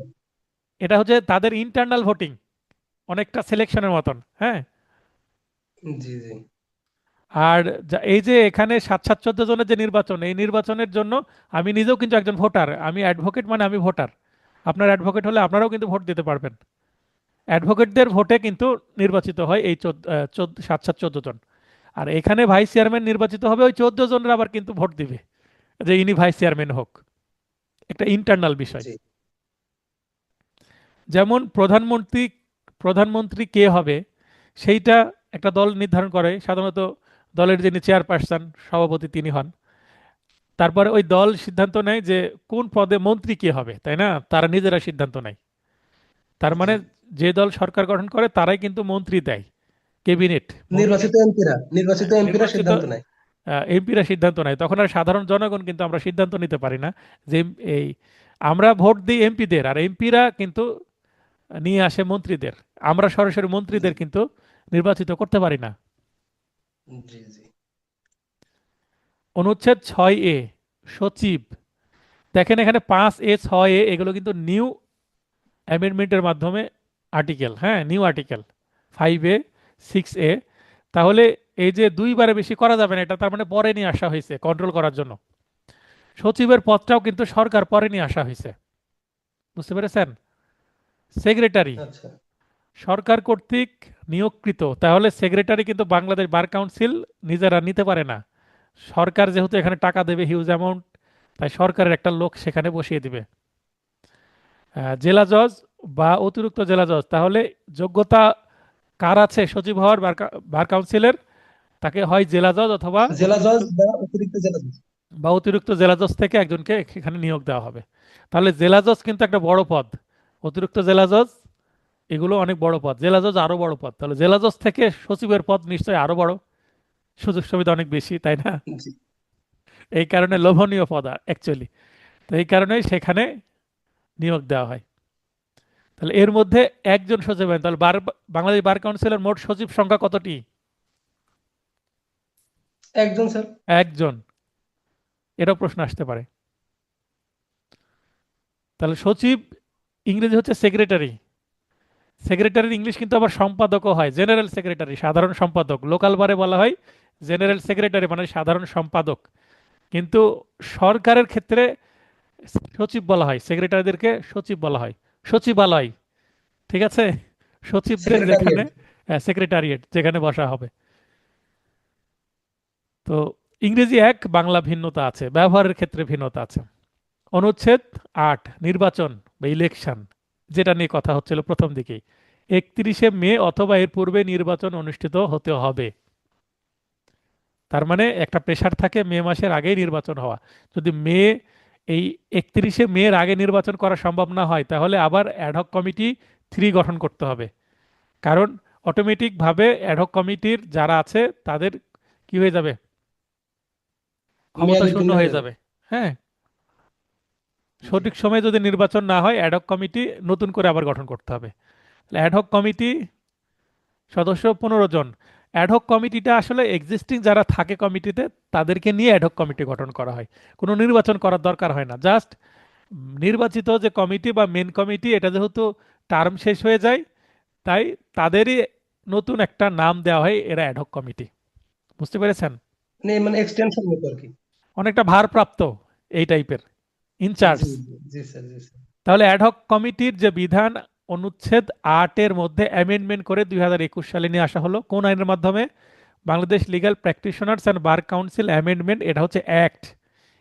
এটা হচ্ছে অ্যাক্ট 2021 সালের। এই অ্যাক্টের 3 নং ধারা, অ্যাক্টের মধ্যে অনুচ্ছেদ থাকে না, ধারা থাকে। যেহেতু অ্যাক্ট, তাই সেকশন 3-তে করোনা অর্থাৎ কোভিড-19 পরিস্থিতির সময় যথাসময়ে বার কাউন্সিলের নির্বাচন অনুষ্ঠিত না হয়, অ্যাডহক কমিটির বিধানটি সংযোজন করা হয়। তাহলে ভাই ভাই প্রশ্ন আসতে পারে, বা লিখিত তো ছোট প্রশ্ন আসতে পারে, যে অ্যাডহক কমিটির বিধান কেন আনা হলো, যৌক্তিকতা আলোচনা করুন। 2 মার্ক, এতটুকু লিখলে হয়ে যাবে। উপরেরটুকু যুক্ত করতে পারেন। মহামারী, প্রাকৃতিক বিপর্যয় সহ যে কোনো অনিবার্য পরিস্থিতির কারণে যথাসময়ে বার কাউন্সিলের নির্বাচন অনুষ্ঠিত না হলে, এখন যদি আমাদের জাতীয় নির্বাচন পেছাতে পেছাতে যদি চলে যায় মে মাসে, তাহলে কি আর বার কাউন্সিল নির্বাচন নিতে পারবে? কারণ বার কাউন্সিলের যারা সদস্য তারা তো আবার কোনো না কোনো দলের বড় বড় নেতা, তাই না? জি জি জি, তা ওনারা তারা তো সব ভোটের জাতীয় মাঠে অলরেডি। নির্বাচনে যদি এমপি ভোট করে তারা, বা এমপি ভোট নিজে না করে কোনোদের পক্ষে তো কাজ করবে মাঠে, তখন তো আর এই বার কাউন্সিলের নির্বাচন নিয়ে তারা বসে থাকবে না, নির্বাচন ডিলে করে দিবে। তার মানে নির্বাচন যদি ডিলে হয়ে যায়, আপনাদের পরীক্ষাও ডিলে হয়ে যাবে। কারণ কমিটি যখন শেষের দিকে যায়, তখন কমিটি পরীক্ষা নিবে কিনা, তাড়াহুড়ো করে নিতে পারবে কিনা, অনেক কিছু হিসাব নিকাশ কাজ করতে হয়। কারণ আমি পরীক্ষা নিতে চাইলাম বললেই আর হয়ে গেল তা না। 29 নভেম্বর নিয়ে ফেলতে পারতো, কিন্তু আসলে চাইলেই হয় না। অনেক কিছু নির্ভর করে, সুষ্ঠুভাবে একটা পরীক্ষা নেওয়া টাফ একটা কাজ। তাহলে যদি নির্বাচন অনুষ্ঠিত অনুষ্ঠান করা সম্ভব না হয়, নেওয়া না হয়, ভোট যদি না হয়, তাহলে চলমান সদস্যদের নিয়ে একটি অ্যাডহক কমিটি গঠিত হয়। চলমান সদস্যরাই হয়ে যাবে, নতুন কেউ সাধারণত আসে না। তাই সরকার অফিসিয়াল গেজেটের মাধ্যমে প্রকাশ করবে। তাহলে এটা গেজেট আসবে সরকারের মাধ্যমে। উক্ত কমিটির সভাপতি হবেন পদাধিকার বলে বাংলাদেশের অ্যাটর্নি জেনারেল, এবং অ্যাডহক কমিটির ক্ষমতা ও কার্যাবলী বার কাউন্সিলের অনুরূপ হবে। বার কাউন্সিল এর অরিজিনাল যারা সদস্য, তাদের যেমন ক্ষমতা এবং কার্যাবলী থাকবে, পাওয়ার অ্যান্ড ডিউটিস, ওই same power and duties ad hoc কমিটির মেম্বাররাও কিন্তু এক্সারসাইজ করতে পারবে। বুঝতে পারলেন? জি স্যার। লিখিততে কিন্তু অ্যাডহক কমিটি থেকে প্রশ্ন আসতে পারে আপনাদের। এ যাবৎ অ্যাডহক কমিটি থেকে লিখিততে প্রশ্ন আসেনি, তবে ধারণা করছে আসা উচিত, অনেক দিন হয়ে গেল এই বিষয়টা অ্যামেন্ডমেন্ট হওয়ার। অনুচ্ছেদ 9, নির্বাচনের তারিখ। স্যার স্যার, স্যার অ্যাডহকে স্যার আরেকটা বাংলা অর্থ তো স্যার ওই আহ্বায়ক স্যার, আহ্বায়ক কমিটি। অ্যাডহকের বাংলা অ্যাডহকই ব্যবহার করা হচ্ছে, এর বাংলা আমি করিনি খো, আচ্ছা প্রয়োজনে গুগল করে নেবেন। আচ্ছা। কমপক্ষে 30 দিন ঠিক আছে। পূর্বে অফিসিয়াল গেজেটের মাধ্যমে নির্বাচনের তারিখ প্রকাশ করতে হবে। এখানে মানে আর্টিকেল 9 বলা হচ্ছে নির্বাচনের তারিখ, ডেট। এটা কিন্তু তফসিল বলা হয়নি। তফসিল আর ডেট ভিন্ন জিনিস। বুঝতে পেরেছেন? তফসিল মানে আপনাকে আচ্ছা ফর্মালিটিস, একটা ডিটেল, একটা পাবলিকেশন চলে আসতে হবে, সেটা গেজেটের মাধ্যমে আসবে। আর জাস্ট ডেট ঘোষণার জন্য তো ডিটেল আসার দরকার নাই। যেমন 29 নভেম্বর পরবর্তী এমসিকিউ পরীক্ষা হবে, এটা একটা তারিখ দিয়েছিল না, জি একটা কলা ঝুলিয়ে দিয়েছিল আপনাদেরকে, আপনারা তাকিয়েছিলেন, কিন্তু সেটার আপনাদের ভোগ করা হলো না। তো যাই হোক, তো এইভাবে একটা তারিখ আগে ঘোষণা করতে হবে। এটা অনুচ্ছেদ 9 বলছে 30 দিন পূর্বে। আর তফসিলের কথা বলা আছে হচ্ছে রুলসের মধ্যে, সেটা আমরা পরে দেখব নেক্সট ক্লাসে। অনুচ্ছেদ 10, এটা গুরুত্বপূর্ণ, এমসিকিউ রিটেনেও আসে। বার কাউন্সিলের কার্যাবলী বা ফাংশনস। অ্যাডভোকেটদের তালিকাভুক্তি, যেমন আপনাদের তালিকাভুক্তির পরীক্ষা হবে, যেটা আমি আপনাদের হেল্প করছি প্রস্তুতি নিতে।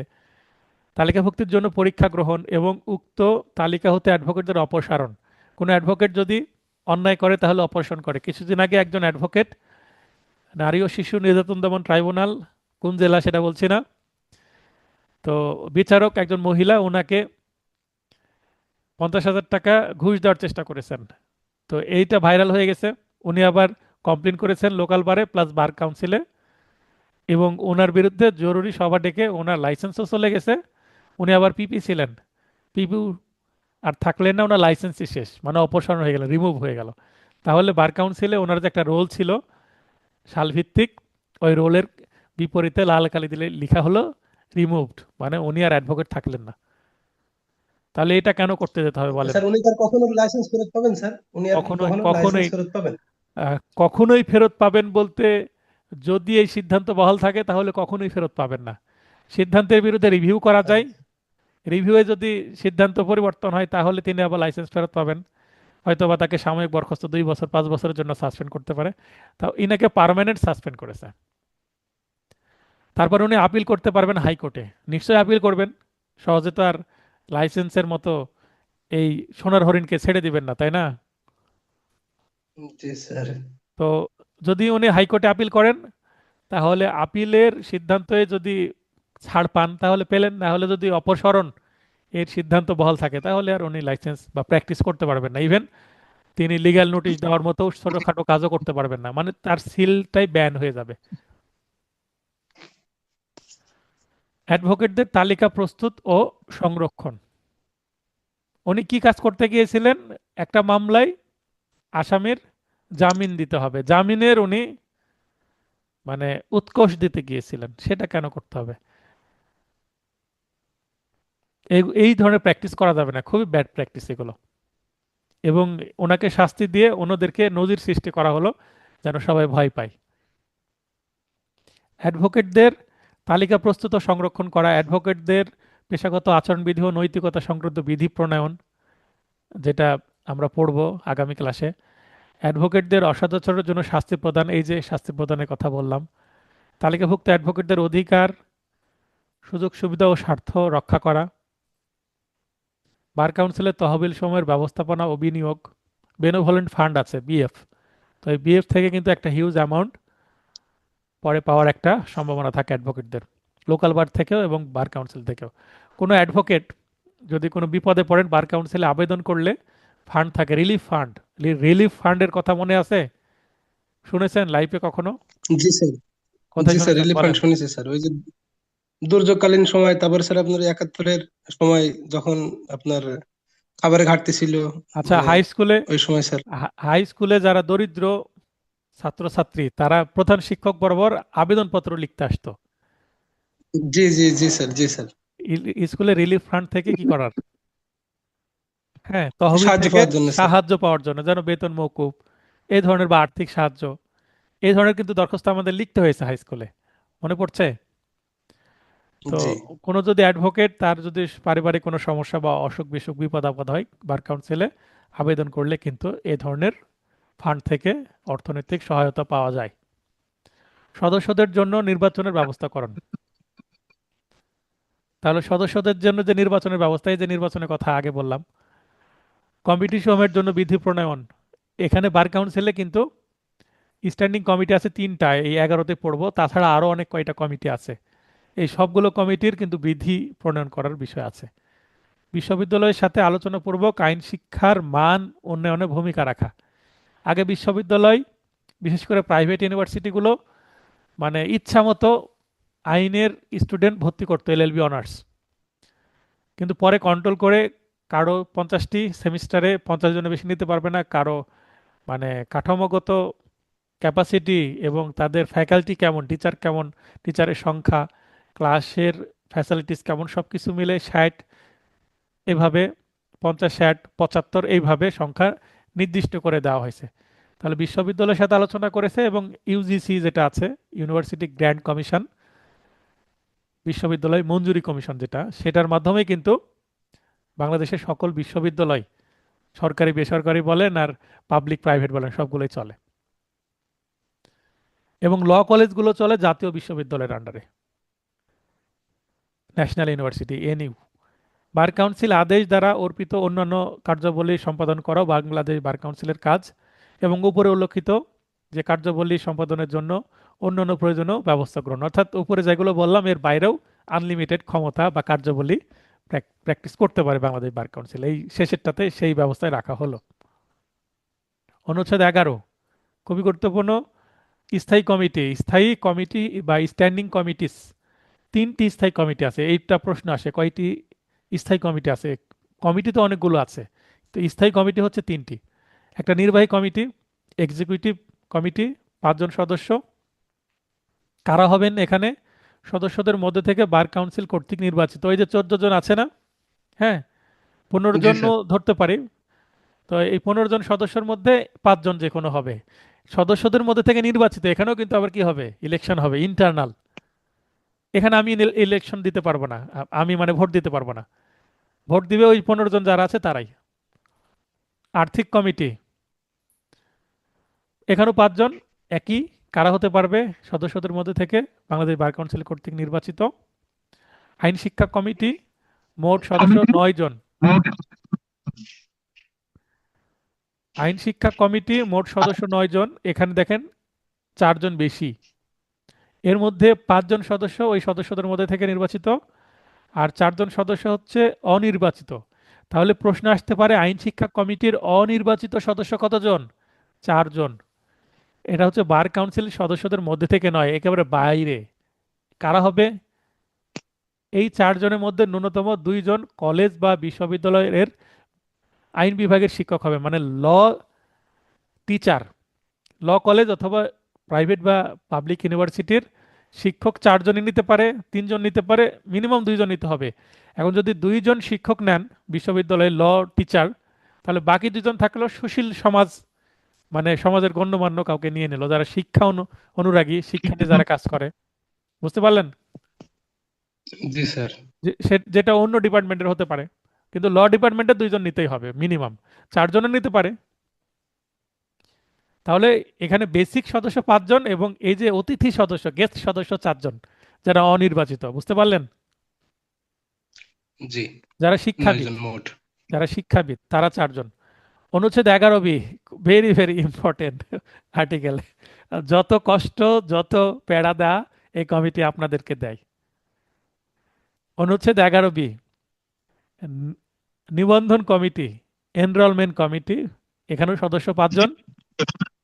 এবং এই কমিটির গুরুত্ব হিউজ, কারণ অ্যাডভোকেটদেরকে নির্বাচিত করে এই কমিটি, পরীক্ষা নেয় এই কমিটি। নির্বাচিত করে বলতে এই যে শিক্ষানবিশ থেকে অ্যাডভোকেট লাইসেন্স দেওয়ার যে বিষয়টা, আপনাদের এমসিকিউ, রিটেন, ভাইবা সব বিষয়গুলো দেখে হচ্ছে এই কমিটি। মানে অ্যাডভোকেট হওয়ার এন্ট্রি লেভেল হচ্ছে এই এনরোলমেন্ট কমিটি, এনরোলমেন্ট দেয়। একজন সভাপতি, যিনি আপিল বিভাগের বিচারপতিগণের মধ্য থেকে প্রধান বিচারপতি কর্তৃক মনোনীত। তাহলে প্রধান বিচারপতি, যিনি চিফ জাস্টিস আছেন, মহামান্য চিফ জাস্টিস কিন্তু একজন অ্যাপিলেট ডিভিশনের বিচারপতিকে বলবে ঠিক আছে আপনি কি হয়ে যান, সভাপতি হয়ে যান। 2 জন সদস্য হাইকোর্ট থেকে, এখানেও কিন্তু প্রধান বিচারপতি মনোনীত করব। এটা কিন্তু মনোনয়ন। মনোনয়নের ইংলিশ হচ্ছে সিলেকশন, নট ইলেকশন। ইলেকশন মানে নির্বাচন, ভোটিং হয়। আর মনোনয়নে ভোটিং হয় না, প্রধান বিচারপতি যাকে দিবে সেই পেয়ে যাবে। মানে যাকে জি, চাইবেন সিলেক্ট তাকেই করে উনি, দিবেন। যাকে চাইবেন তাকেই তিনি দিয়ে দিবেন, সেটাই হচ্ছে মনোনয়ন। একজন সদস্য অ্যাটর্নি জেনারেল পদাধিকার বলে, তাহলে অ্যাটর্নি জেনারেল, উনি অ্যাটর্নি জেনারেল বলেই কিন্তু এখানেও এন্ট্রি পাবেন এনরোলমেন্ট কমিটিতে। এবং তাহলে চার, এখানে চারজন হয়ে গেল, আর একজন কি, একজন সদস্য সদস্যদের মধ্য থেকে বার কাউন্সিল কর্তৃক নির্বাচিত। এই যে 14 জন সদস্য, তার মধ্যে থেকে আবার একজন চলে আসবে, তার মানে 15 জন থেকে আসবে 2 জন, অ্যাটর্নি জেনারেল প্লাস ওই 14 জন থেকে যে কোনো একজন। এটা কিন্তু আবার নির্বাচিত। এনরোলমেন্ট কমিটির এই এক্সক্লুসিভ একজন নির্বাচিত সদস্য কি হবেন, সেটা কিন্তু তাদের মধ্যে নির্বাচিত হবে। তাহলে প্রশ্ন আসতে পারে, এনরোলমেন্ট কমিটির নির্বাচিত সদস্য কতজন? একজন। বোঝা গেল? জি জি, প্রশ্নের প্যাঁচ সদস্যদের বুঝতে মধ্যে হবে, থেকে। প্রশ্নের প্যাঁচ বুঝে তারপর জি উত্তর করতে হবে, না হলে বিপদ। এবং দেখেন, সদস্য সংখ্যা মনে রাখার জন্য আমি খুবই সুন্দরভাবে এটা কিন্তু আপনাদের যে বইয়ে কিন্তু এটা বর্ণনা করা আছে, আমি বর্ণনা না করে লিস্ট আকারে দিয়েছি। এবং আপনি খুব স্বচ্ছভাবে এটা দেখতে পাচ্ছেন, খুব মানে গোছানো অবস্থায় দেখা যাচ্ছে, এক পলকে আপনি দেখা যাবে। অনুচ্ছেদ 14, অ্যাডভোকেট বা তাদের পরিবার ও নির্ভরশীলদের জন্য group insurance schemes and benevolent fund, যেটা মানে বিএফ থাকবে, যেটা আগে বললাম। অনুচ্ছেদ 15, অসুস্থ, যুদ্ধ, প্রাকৃতিক দুর্যোগ ইত্যাদিতে ক্ষতিগ্রস্ত অ্যাডভোকেট, তাদের পরিবার ও নির্ভরশীলদের জন্য একটি রিলিফ ফান্ড থাকবে। অলরেডি এটা বলে দিয়েছি আমি, কিন্তু কোথায় আছে সেটা স্পষ্ট বললাম। 10 পড়তে গিয়ে বললাম যে এগুলো কাজ, তাহলে এগুলো কাজের জন্য তো আইন থাকতে হবে, আইনে তাদের অনুমতি থাকতে হবে, এই অনুচ্ছেদগুলোতে সেগুলো অনুমোদিত। অনুচ্ছেদ জি 17, বার কাউন্সিল, ট্রাইব্যুনাল বা কমিটির কোনো কাজকে প্রশ্নবিদ্ধ করা যাবে না। রিভিউয়ের ব্যবস্থা করলেন, রিভিউ 1914 জনকে পাশ করালেন গ্রেস দিয়ে 3 মার্কের। আবার এটা তারা রিভিল করে দিয়ে আবার তাদেরকে বাতিল করে দিয়ে আবার তাদের খাতা দেখা হচ্ছে, মানে যাচ্ছে তাই ওনারা করছেন। 17 অনুচ্ছেদ অনুসারে প্রশ্নবিদ্ধ করা যাবে না তাদেরকে। বুঝতে পারলেন? যদি প্রশ্নবিদ্ধ করা যেত জি তাদের নামে মামলা করা যেত। এটাকে বলা হয় ইমিউনিটি, লিখে রাখতে পারেন, এটা হচ্ছে ছাড় দেওয়া। এখানে বার কাউন্সিলের এটাকে বলে ইমিউনিটি। ইমিউনিটি। হ্যাঁ, ইমিউনিটি, শরীরের যেমন ইমিউনিটি থাকে, রোগ প্রতিরোধ জি জি ক্ষমতা, জি জি জি। তো এটা হচ্ছে দুর্নাম আচ্ছা সহন ক্ষমতা। হ্যাঁ, ইমিউনিটি দেওয়া হয়েছে। জি, এবার বুঝতে পেরেছি স্যার। জি no act done by the bar council or any tribunal, এটা কোন ট্রাইব্যুনাল? বার কাউন্সিলের ট্রাইব্যুনাল। অর কমিটি, অন্যান্য যে কোনো committee, thereof shall be called in question, মানে তাদের কোনো কাজকে প্রশ্নবিদ্ধ করা যাবে না, এটা বলে দিচ্ছে। এটা একটু হাইলাইট করেছে, এই লাইনটা তুলে দিয়ে প্রশ্ন আসতে পারে, আসার মতো line. 18, bar council, tribunal, committee, কর্মকর্তা কর্মচারীদের সরল বিশ্বাসে, কি আছে সরল বিশ্বাস, পেনাল কোডের 18 ধারায়, সরি 52তে সরল বিশ্বাস ছিল না? জি স্যার। তো সরল বিশ্বাসে কোনো কাজ যদি করে ফেলে, কৃত কাজের জন্য তাদের বিরুদ্ধে কোনো মামলা করা যাবে না।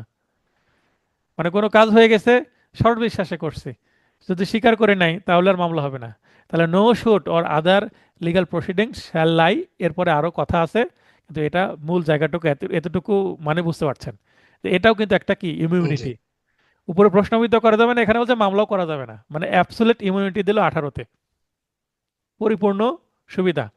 19, অ্যাডভোকেট ব্যতীত কেউ আইন পেশা প্র্যাকটিস করবে না। কারণ এই যে আপনার লাইসেন্স না হওয়া পর্যন্ত, ভাইবার রেজাল্টে আপনার রোল নম্বর না আসা পর্যন্ত আপনি প্র্যাকটিস করতে পারবেন না। তারপরে আবার কোনো একটা বারের সদস্য হতে হবে। একজন অ্যাডভোকেটের সারা বাংলাদেশে আইন পেশা প্র্যাকটিস করার অধিকার থাকবে। যে কোনো ট্রাইব্যুনাল, মানে সকল আদালত, ট্রাইব্যুনাল, রাজস্ব কর্তৃপক্ষের সামনে, রাজস্ব কর্তৃপক্ষ বলতে ইনকাম ট্যাক্স অফিসার, উপস্থিত হতে জি এবং শুনানি করতে পারবে। অনেক সময় ইনকাম ট্যাক্সের জন্য মামলা হতে পারে, রেভিনিউ বিষয়ে, তখন সেখানেও কিন্তু যে কোনো কোর্টে যাওয়া যাবে। মানে অ্যাডভোকেটের অ্যাবসোলিউট পাওয়ার থাকবে যে কোনো ক্ষেত্রে প্র্যাকটিস করার। 21, হাইকোর্ট বিভাগে প্র্যাকটিস করার অনুমতির জন্য একজন অ্যাডভোকেটকে সাধারণত অ্যাডভোকেট হিসাবে নিম্ন আদালত অর্থাৎ লোয়ার কোর্টে, যেই কোর্টের জন্য আপনারা এনরোলমেন্ট পরীক্ষা দিবেন, নিম্ন আদালতে, মানে জেলা জজ আদালতে, জেলা ও দায়রা জজ আদালতে প্র্যাকটিস ন্যূনতম 2 বছর করতে হবে। এটা হচ্ছে জেনারেল নিয়ম। কিন্তু আমরা রুলসের গিয়ে দেখব যে স্পেশাল নিয়মও আছে। আপনি নিম্ন আদালতে 1 বছর প্র্যাকটিস করেও হাইকোর্টের পারমিশনের পরীক্ষা দিয়ে হাইকোর্টের অ্যাডভোকেট হতে পারবেন। আগে হাইকোর্টের অ্যাডভোকেট হলে অনেকে লিখতো যে অ্যাডভোকেট হাইকোর্ট বিভাগ, এখন আর কেউ হাইকোর্ট বিভাগ লেখে না। হাইকোর্ট বিভাগের পরীক্ষা পারমিশনের পরীক্ষা দেওয়ার পর যদি পাশ করে যায় সঙ্গে সঙ্গে লিখে supreme court of Bangladesh, advocate supreme court of Bangladesh, high court বিভাগ আর লেখেই না, তখন বোঝার উপায় না সে হাইকোর্ট বিভাগের প্র্যাকটিস করে না অ্যাপিলেট ডিভিশনে প্র্যাকটিস করে। অ্যাপিলেট ডিভিশনের জন্য আলাদা পারমিশন লাগে, বুঝতে পারলেন? তার মানে হাইকোর্ট বিভাগে আচ্ছা আপনি লোয়ার কোর্টে 1 বছর প্র্যাকটিস করেই হাইকোর্ট বিভাগে প্র্যাকটিসের অনুমতির পরীক্ষা আসে, হাইকোর্ট পারমিশন পরীক্ষা হবে কিছুদিনের মধ্যে।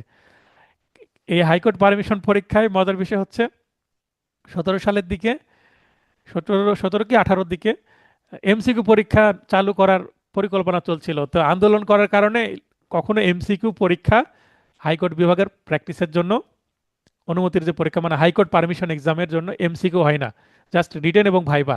এমসিকিউ কিন্তু নিয়ম করে ফেলেছিল বাংলাদেশ বার কাউন্সিল, কিন্তু সেটা বাতিল করতে বাধ্য হয়। তাহলে লিখিত তারপরে ভাইবা।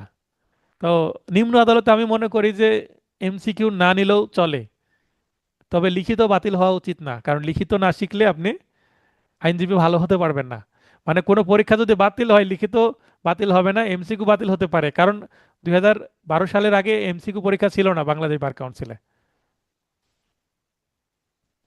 অনুচ্ছেদ 22, অ্যাডভোকেটদের নির্ধারিত বাৎসরিক ফি প্রদান করতে হবে। ফি দিতে 6 মাস বিলম্ব করলে জরিমানা হবে। যেমন প্রতি ডিসেম্বরে আমাদের কি ফি দিতে হয়, আমাদের এবার ফি দিতে হবে 5,310 টাকা।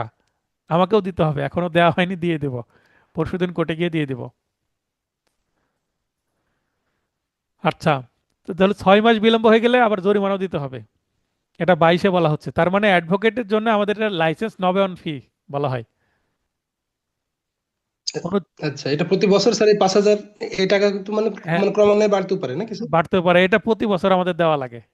আমি যে প্র্যাকটিস করছি আচ্ছা বাংলাদেশ বার কাউন্সিলে, প্রতিটা ওকালতনামার জন্য 20 টাকা করে দিতে হয়, দেখবেন 20 টাকার একটা ওকালতনামাতে বাংলাদেশ বার কাউন্সিলের বেনেভোলেন্ট ফান্ডের একটা সিল থাকে, টিকিট, এবং জি, কোর্ট ফি টিকিট আছে, থাকে প্রতিটা স্যার। আলাদা আলাদা বিষয় থাকে। কোর্ট ফি যায় সরকারের খাতে, বাংলাদেশ বার কাউন্সিলে একটা আলাদা টিকিট থাকে, সেটা বার কাউন্সিলের পকেটে যায়। সম্ভবত 20 টাকা থেকে 30 টাকা করেছে আমার যতটুকু এখন মনে পড়ছে।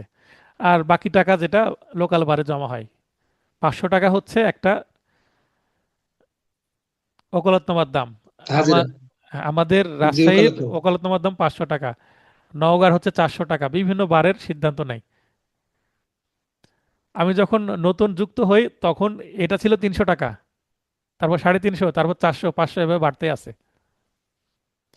জ্যেষ্ঠতার ক্রম বলতে বোঝানো কি হচ্ছে,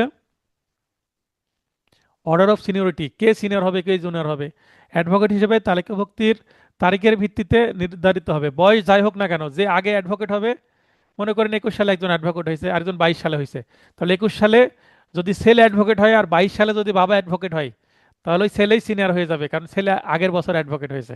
বুঝতে পেরেছেন? জি স্যার। তার মানে জি জি। তারিখের গুরুত্ব বেশি, আগে অ্যাডভোকেট হলে বয়সটা ম্যাটার না। কিন্তু যদি একই তারিখে অ্যাডভোকেট হয়, যেমন 26 সালে আপনি অ্যাডভোকেট হবেন, তারপরে আপনার আরো ফ্রেন্ড সার্কেলের অ্যাডভোকেট হবে, আবার বয়স্ক একজন 80 বছরের মুরব্বী অ্যাডভোকেট হবে, তখন একই একই তারিখে যেহেতু ভাইবার ডেট প্রকাশ হবে, তো একই তারিখে যদি দুই ব্যক্তির ভাইবার ডেট মানে ভাইবার রেজাল্ট পাবলিশ হয়, তাহলে তাদের মধ্যে যার বয়স বেশি সে সিনিয়র হবে। কথা বোঝা গেল? জি স্যার। তার মানে প্রথমে তারিখ, আর দুইজনের তারিখ একই হলে বয়স দেখতে হবে। সেকেন্ড ক্যাটাগরি, প্রথম category date of enrolment, second category হচ্ছে এজ অফ এনরোলমেন্ট। যদি ডেট মিলে যায় তখন এজটা দেখা হবে, এর ভিত্তিতেই সিনিয়র জুনিয়র। এটা নিয়ে এমসিকিউ পরীক্ষা আছে, মানে মজার একটা এমসিকিউ আমি প্রশ্ন করেছি, সেটা আপনারা দেখলে বুঝতে পারবেন। অনুচ্ছেদ 26, আজকের সর্বশেষ অনুচ্ছেদ। বাংলাদেশের যে অ্যাটর্নি জেনারেল আছেন, বাংলাদেশ অ্যাটর্নি জেনারেল এর প্রাক শ্রোতা অধিকার, right of pre audience. Right of pre audience মানে আমরা কোর্টে দাঁড়িয়ে যে কথা বলি এটাকে বলে হিয়ারিং, এটাকে বলে হিয়ারিং বা মুভ করা বা শুনানি করা। তো হিয়ারিং বা মুভ করা বা শুনানি করার অধিকার সর্বপ্রথম বা সবচেয়ে বেশি দেওয়া হয়েছে কাকে? Attorney general. অ্যাটর্নি জেনারেল যে আদালতে দাঁড়াবেন, সেই আদালতে ওনার আগে প্রথমে কথা বলার কি আছে? অধিকার আছে। এই অধিকারটা আলাদাভাবে তাকে কি দেওয়া হয়েছে? সুবিধা দেওয়া হয়েছে। তাহলে এটা অ্যাটর্নি জেনারেলের কি সুবিধা? তাহলে 26-এর নিচে লিখে রাখেন সুবিধা, বা এটাকে ইংলিশে বলা হচ্ছে প্রিভিলেজ। কি বলে? প্রিভিলেজ। প্রিভিলেজ শব্দের অর্থ সুবিধা। তাহলে 26 ধারে অ্যাটর্নি জেনারেলকে কি দেওয়া হয়েছে? প্রিভিলেজ দেওয়া হয়েছে বা সুবিধা দেওয়া হয়েছে। সকল অ্যাডভোকেট গণের ওপর প্রাকশ্রত অধিকার থাকবে, মানে অ্যাটর্নি জেনারেল বাংলাদেশের যে আদালতে দাঁড়ান না কেন তিনি আগে কথা বলবেন, সেটাই তার কি সম্মান, এটা তার সুবিধা। প্রাকশ্রতা অধিকার বলে অ্যাটর্নি জেনারেল সকল অ্যাডভোকেট গণের সিনিয়র হিসাবে বিবেচিত হবেন। মনে করেন যে অ্যাটর্নি জেনারেলের বয়স যদি হয় 60 বছর এবং অ্যাটর্নি জেনারেলের পিতার বয়স মনে করেন 80 বছর, দুইজনই অ্যাডভোকেট, তো ওই বাবার থেকে ওই সন্তানই হবে সিনিয়র, কারণ উনি অ্যাটর্নি জেনারেল। অ্যাটর্নি জেনারেল হচ্ছে বাংলাদেশের যতগুলো অ্যাডভোকেট আছে সবার তিনি কি মাথা বা সিনিয়র। এবং যদি বলা হয় বাংলাদেশের সর্বোচ্চ আইন কর্মকর্তাকে, আইন কর্মকর্তা বলতে সরকারি অ্যাডভোকেট, তো সরকারি অ্যাডভোকেট বলতে পিপি, জিপি, ভিপি এনাদেরকে বোঝানো হয়, বা এপিপি, এজিপি, এভিপি এরকম। এটাই তো বলতে পিপি, যাচ্ছিলাম যে কি কি কে। হ্যাঁ পিপি হচ্ছে পাবলিক প্রসিকিউটর, এটা জেলা পর্যায়ে থাকে। এপিপি হচ্ছে পাবলিক প্রসিকিউটর। আর অ্যাটর্নি জেনারেল আছে, তারপরে ডেপুটি অ্যাটর্নি জেনারেল আছে, তারপরে অ্যাসিস্ট্যান্ট অ্যাটর্নি জেনারেল আছে। হ্যাঁ, তো এই ধরনের যে অ্যাটর্নি জেনারেল বিভিন্ন পদ আছে, 4 ধরনের অ্যাটর্নি জেনারেল হয়। তো ইনারা হচ্ছে কোন পর্যায়ে থাকবেন? ওই হাইকোর্ট এবং সুপ্রিম কোর্ট পর্যায়ে থাকবেন। এবং জেলা পর্যায়ে থাকেন পাবলিক প্রসিকিউটর, ক্রিমিনাল মামলার জন্য পাবলিক প্রসিকিউটর, আর সিভিল মামলার জন্য হচ্ছে গভর্নমেন্ট প্লিডার, জিপি। আর যারা একটু ছোট পর্যায়ের মানে তাদের আন্ডারে থাকেন তাহলে এপিপি, এজিপি। আর যারা ভেস্টেড প্রপার্টি মানে হচ্ছে সরকারি সম্পত্তি যেগুলো খাস সম্পত্তি, তো ভেস্টেড প্রপার্টি সংক্রান্ত যে সেকশন আছে সেখানে যদি সরকারি উকিল থাকে তিনি প্রথমে জিপি, কিন্তু তার আবার বিশেষ নাম আছে, সেটা হচ্ছে ভিপি। তো কারো জি যদি স্যার, আর মেসেজ প্রশ্ন না দিয়ে থাকে দিন। ক্লাসটি শেষ করে দেব। ঠিক আছে স্যার, ধন্যবাদ স্যার। জি তো ঠিক আছে, জি, সবার সালামালাইকুম। সুস্বাস্থ্য কামনা করে ক্লাসটি শেষ করছি। শুভরাত্রি। ওয়ালাইকুম আসসালাম ভাই।